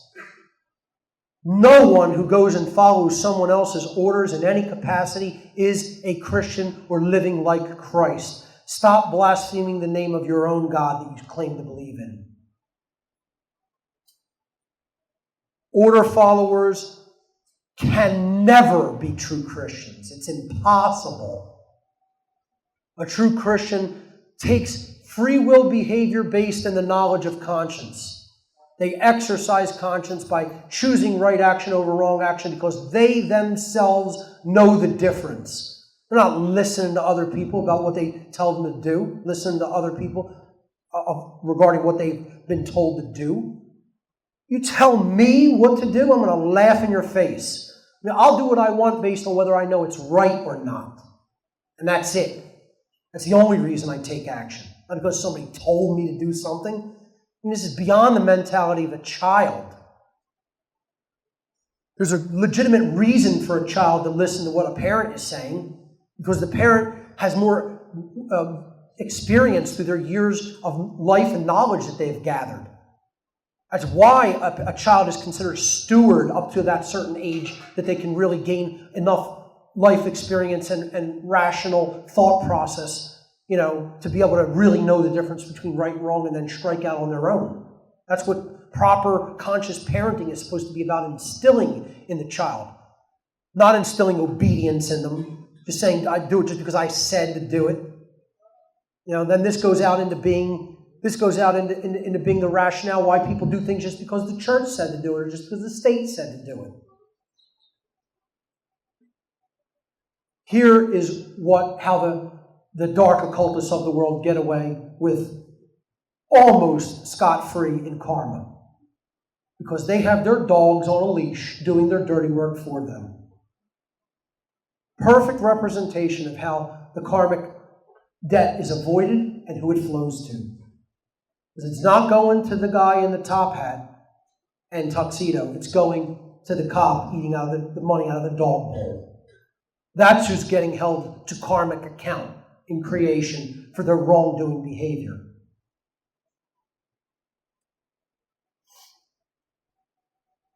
So, who's really at the top of this dark occult food chain? Everybody always asks me this question, so I'm going to answer it. Oh, is it the Freemasons, Mark? Is it the Rosicrucians? Is it the Jews? Everybody wants to know, who's really the highest level? Want to know where? I said it in my, I believe it was my Demystifying the Occult 2 seminar. The world is not run from Washington, D.C., London, and Tokyo. Sorry, folks, not the cities that control the world. The cities that control the world are the Vatican in Rome, Jerusalem in Israel, and Mecca in Saudi Arabia. Those are the cities that control the world, and they control the world through religion. Now, I'm not just talking about the exoteric variant that they give to the mindless masses to believe in. No, I'm talking about they are the membership of the old religion. The priest class of the old religion still dwells in the exoteric centers of world religion. You want to know who really is issuing the marching orders for the political organizations and the financial organizations of the world? You need to look no further than the Vatican. They're at the top of the food chain. You better listen to Jordan Maxwell when he tells you that too, because the man knows what the hell he's talking about. This is who's at the highest level of the dark occult. You want to see their connection to international banking? We'll talk about that.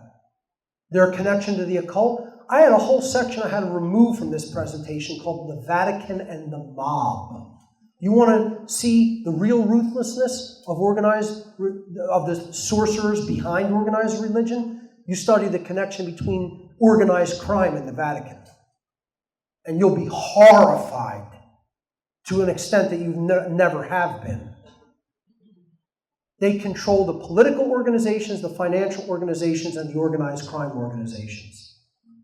You better believe it and bet your ass on it.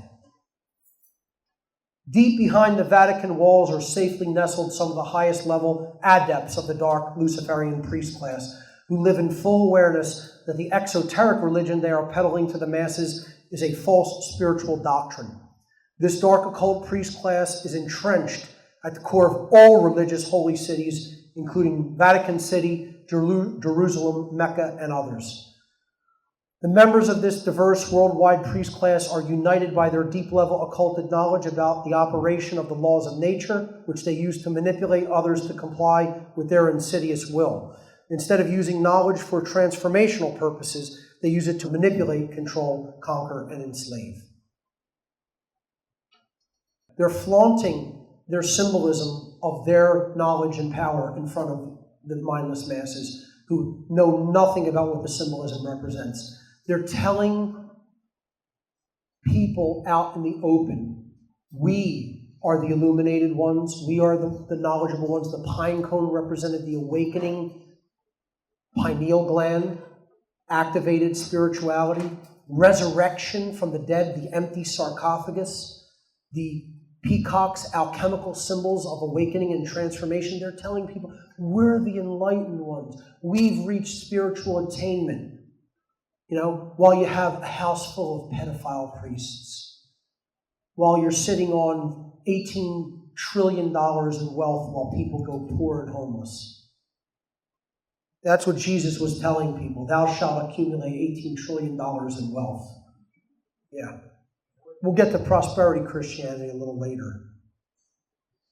Whoever drew this knows what's up. That's all I'm going to say. Whoever drew that knows how the world works and is run. They know how the world is run. I don't know who made that, but whoever drew this, I used your art in my presentation. I took it from Google Images, and get in touch with me because I know you know what's up. Okay? Because that's the force that runs the world right there. Religion still and always has run the world. Because you got to understand, what these puppets that he's holding just represent other religions.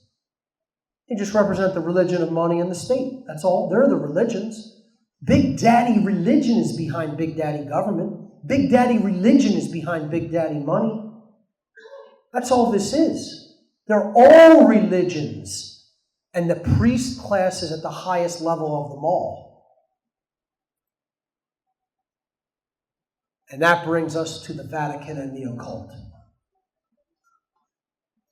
Now, the most accurate depiction I've ever seen in Hollywood of any occult proceedings and how they really work is Stanley Kubrick's Eyes Wide Shut. I hope everyone has seen that movie. If you haven't, you need to see it. I participated in something that was quite less extravagant than what was depicted there, which obviously would have been higher level dark occultism and Luciferianism. You know, they're in a real mansion. I attended rituals at McMansions. Okay, so there are strata within the occult, and then you go into the big mansion called the Vatican, and I'm going to show you some shots from inside the Vatican. This is where the priest class resides. They're hoarding all the knowledge that is necessary to free us. They're hoarding the knowledge of our true origins. They're hoarding the knowledge of true spirituality. They're hoarding the knowledge of what human beings truly could become and the powers that they could actually really develop, which they don't want to see us develop, those kind of mental and spiritual capabilities.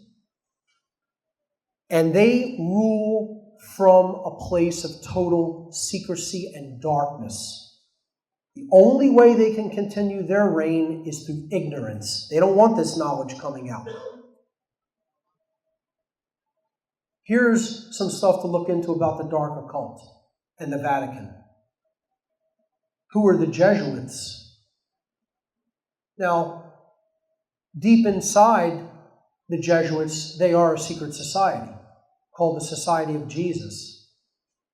And they're connected deeply with military intelligence and with intelligence agencies like the CIA. Let me tell you something. Jesuits comprise a lot of United States intelligence.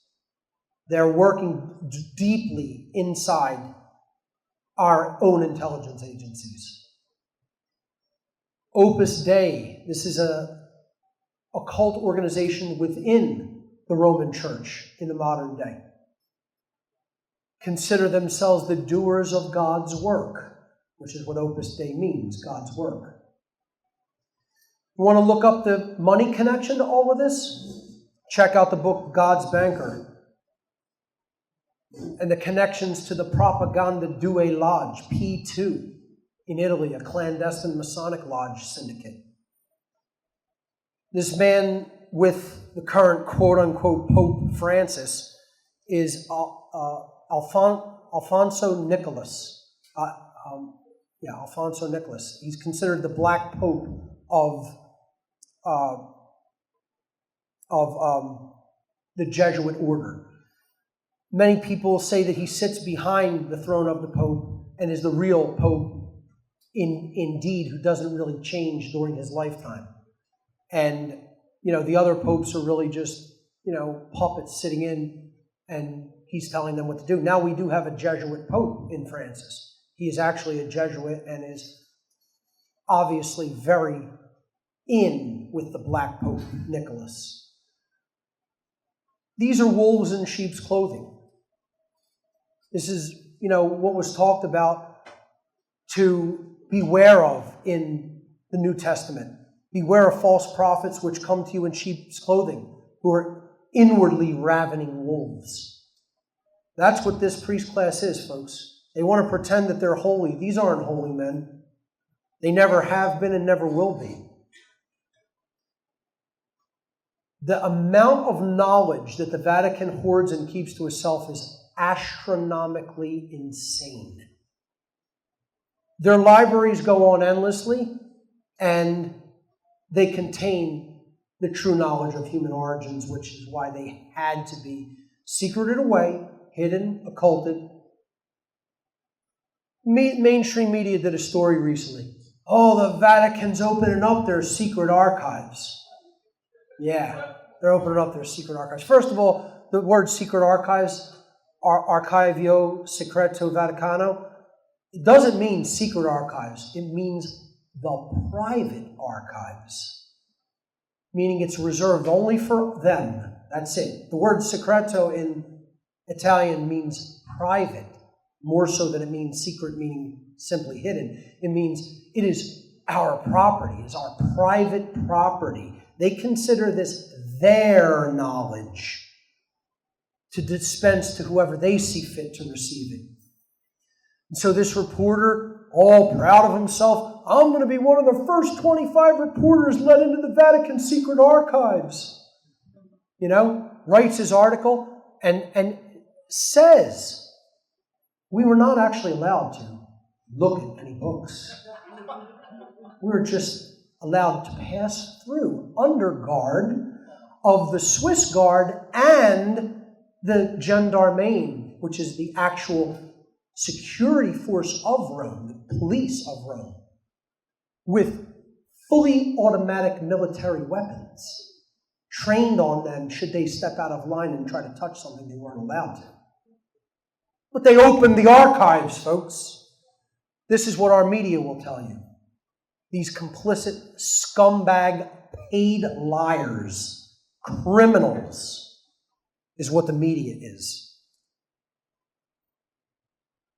The Vaticans have always supported totalitarian rulers throughout time. Their support of totalitarian efforts is legendary, particularly in the 20th century with the Nazis.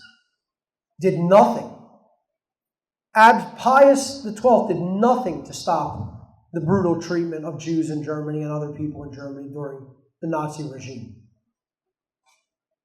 Read the book Hitler's Pope about the collusion between the Nazis and the Vatican. You have to know about Operation Paperclip. Paperclip brought so many, tens of thousands of Nazis to the United States. Tens of thousands, particularly to the East Coast in New York and New Jersey. The Vatican helped secret them over here. They helped slip them in under the rug so that they would avoid war crimes tribunals at Nuremberg.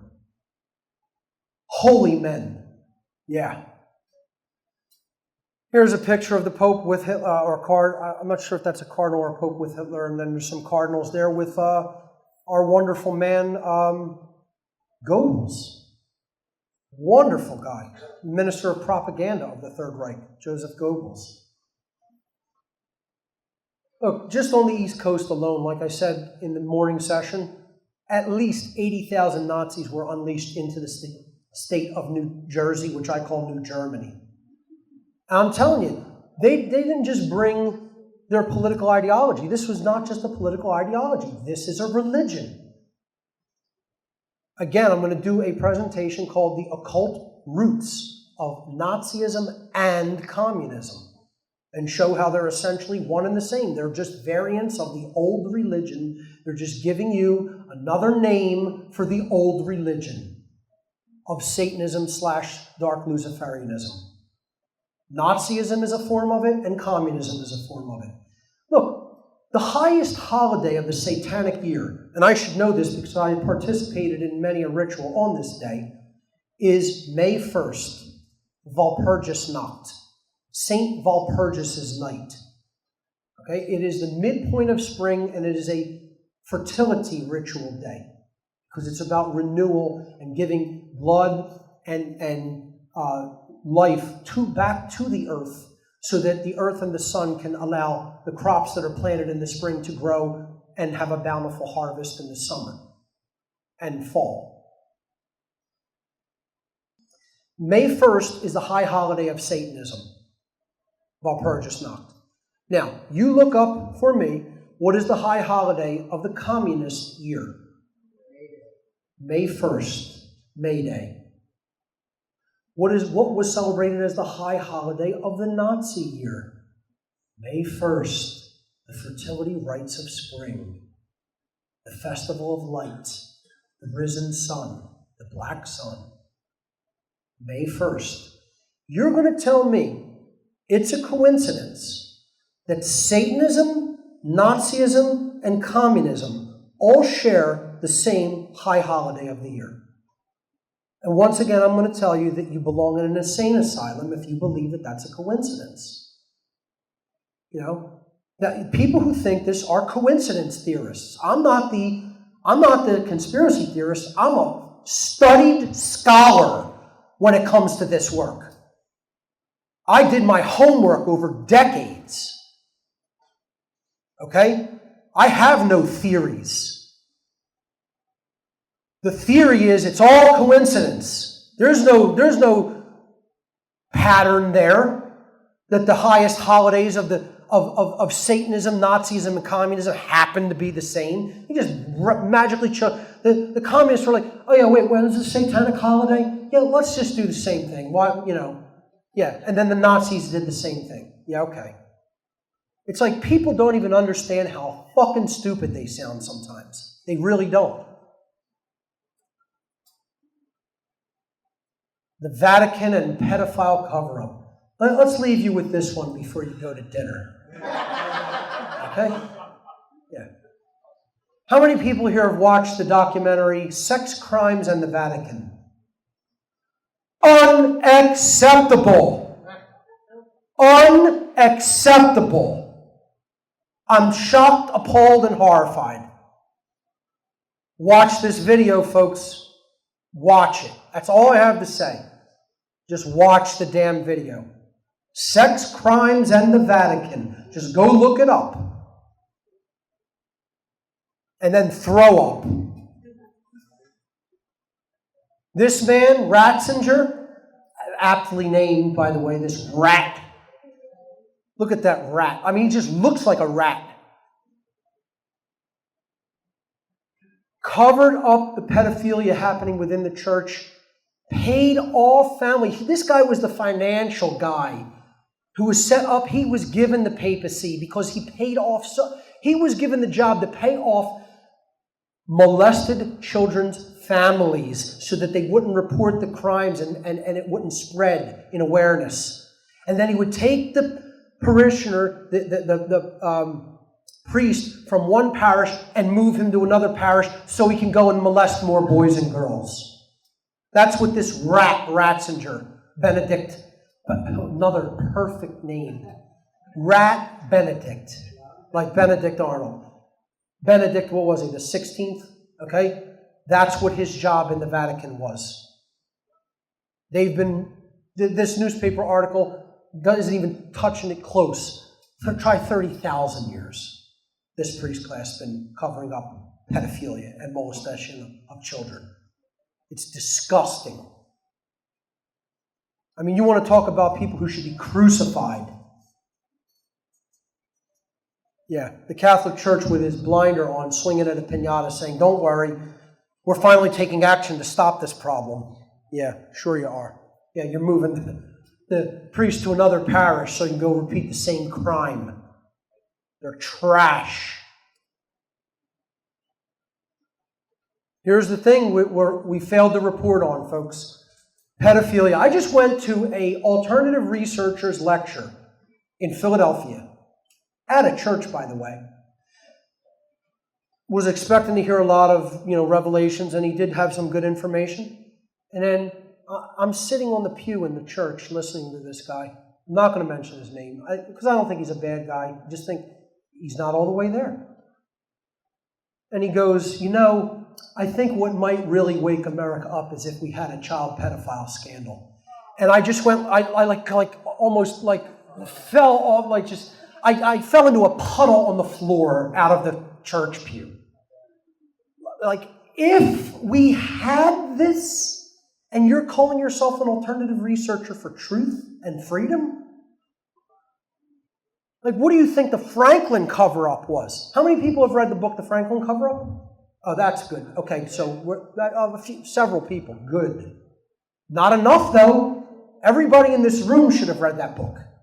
And again, you want to throw up for many hours, please take me up on that challenge and read it.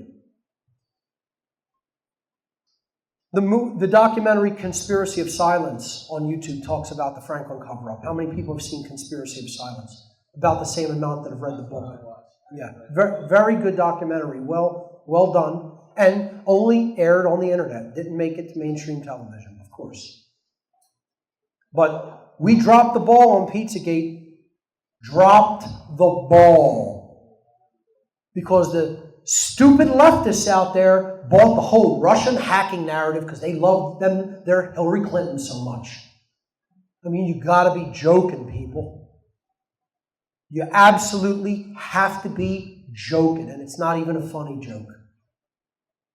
That's how much, just because, women wanted to vote in a female president, they're going to vote in a criminal like that. Not that Trump is that much better. Not that any of them are any good people. None of them are good people. Okay? But you're going to ignore the entire John Podesta email scandal. That's what Pizzagate is about. Pedophile code in official government emails, known pedophile code by our FBI and our CIA, code that is known out in the open to be about the trafficking of small children. Written in government agency emails. Yeah, I talk about, is it easier for me, will I do better playing dominoes on pasta rather than cheese? Yeah, that makes a lot of human sense. Language like that, doesn't it? They're not talking about anything covert or secret. First of all, who in government's going to write emails on a government server talking about pizza, cheese, pasta, and pasta sauce? I mean, if you believe that, you are fucking retarded. That's the plain way I have to say it. You have to be retarded to actually believe that high-level government officials are writing emails talking about goddamn slices of pizza. And hot dogs. Hot dogs represent, it's a phallic symbol for a young boy, a small penis. And the pizza represents the slice of pizza is the womb of a small girl. I mean, and people can't, because they have no relational thinking. They can't even get the symbology of it and how it's pedophile code. And so instead of actually reporting on the biggest crime gate of the century, the whole pedogate phenomenon, we dropped the ball because we believe the assholes in the mainstream media saying that it was Russian hackers that invented the storyline. People are they're really a disgrace in their lack of discernment and judgment. They really are. The unparalleled hypocrisy of the Vatican. Look at this guy, this clown, Francis. People who manufacture weapons or invest in weapons industries are hypocrites if they call themselves Christian. Yet he's got people with guns that the Vatican buys and funds all over the place. Now, believe me, I have no problem with everybody carrying a gun, but don't be hypocritical about it like that. No, because the ruling class thinks they're entitled to protection, but you're not. That's what they think. I'll pray for the poor and those less fortunate from my golden throne. Yeah, $18 trillion of debt. Thrones made of gold. They're holy men. And this is what jackasses in Italy that go and sit and hang on their every word at the Vatican and gather in St. Peter's Square. You're an embarrassment to my ancestry and lineage. Italian people who go and gather in these pedophiles' village. You're trash. See, I don't play sides when it comes to nationality. I'll call them trash Italians. Trash is what they are. A person who thinks only about building walls, wherever they may be, and not building bridges is not a Christian. Behold the Vatican's bridge that they have built. A 40-foot, 4-story wall encompassing the entire Vatican City. Now, they don't believe in walls. Hey, I'm not about the building of all the walls myself either. But, again, this is just pure hypocrite. They speak out of both sides of their mouth. It's pure hypocrisy. I'm going to end on this section. What in Christ's name do they have people worshiping? This is the title image of my presentation. That's supposed to be a depiction of Jesus descending into the underworld before he was resurrected. Now, if you just saw that, just look at that and just tell me what that looks like, first of all. What does it look like? A demon or a dinosaur or a reptile with its head turned to the side. You could see the eye, the skull, the teeth, in the jaw coming down. He's got his tail and wings. That's supposed to be Jesus because the face of Jesus is embedded on the neck. That's all. It's flatly embedded on the neck to give the appearance that that's his hair. And this is what they have standing in the back of Paul VI Hall, okay, at the Vatican, where the Pope lectures from. Here's an up-close image. One of the closest images that someone was ever able to take of this statue. You could clearly see it's a reptile/dinosaur head, and Jesus is simply, his face is embedded, is just sculpted onto the neck of the existing creature. And it's made to look like his hair. I mean, that's just bad sculpting. Who would even sculpt something like that? Not only is it horrific aesthetically, it's like you can't even sculpt the human form properly because they're not trying to. It is a dinosaur/reptilian/demon. This is Paul VI Hall. I believe it's Paul VI Hall. It's all the 4th or 6th. I think it's Paul VI Hall. If someone could look that up and correct me. Okay? The actual architecture of the hall is a snake with fangs, complete with fangs. He is in the mouth. That statue of, quote, Jesus is in the mouth of a huge serpent. This is who's running the Vatican. No, they're not dark occultists. Don't worry about it, folks. Just go home, forget everything I said. I don't know what I'm talking about. And people go there and bow down and worship these people. That's what is directly behind the Pope when he lectures at this hall, in front of a packed house of blind true believers every time. Now, when we get back from dinner, I am going to read the recent comments that the Pope made about libertarians and libertarianism. And I have a challenge that I'm going to issue to our current Pope Francis.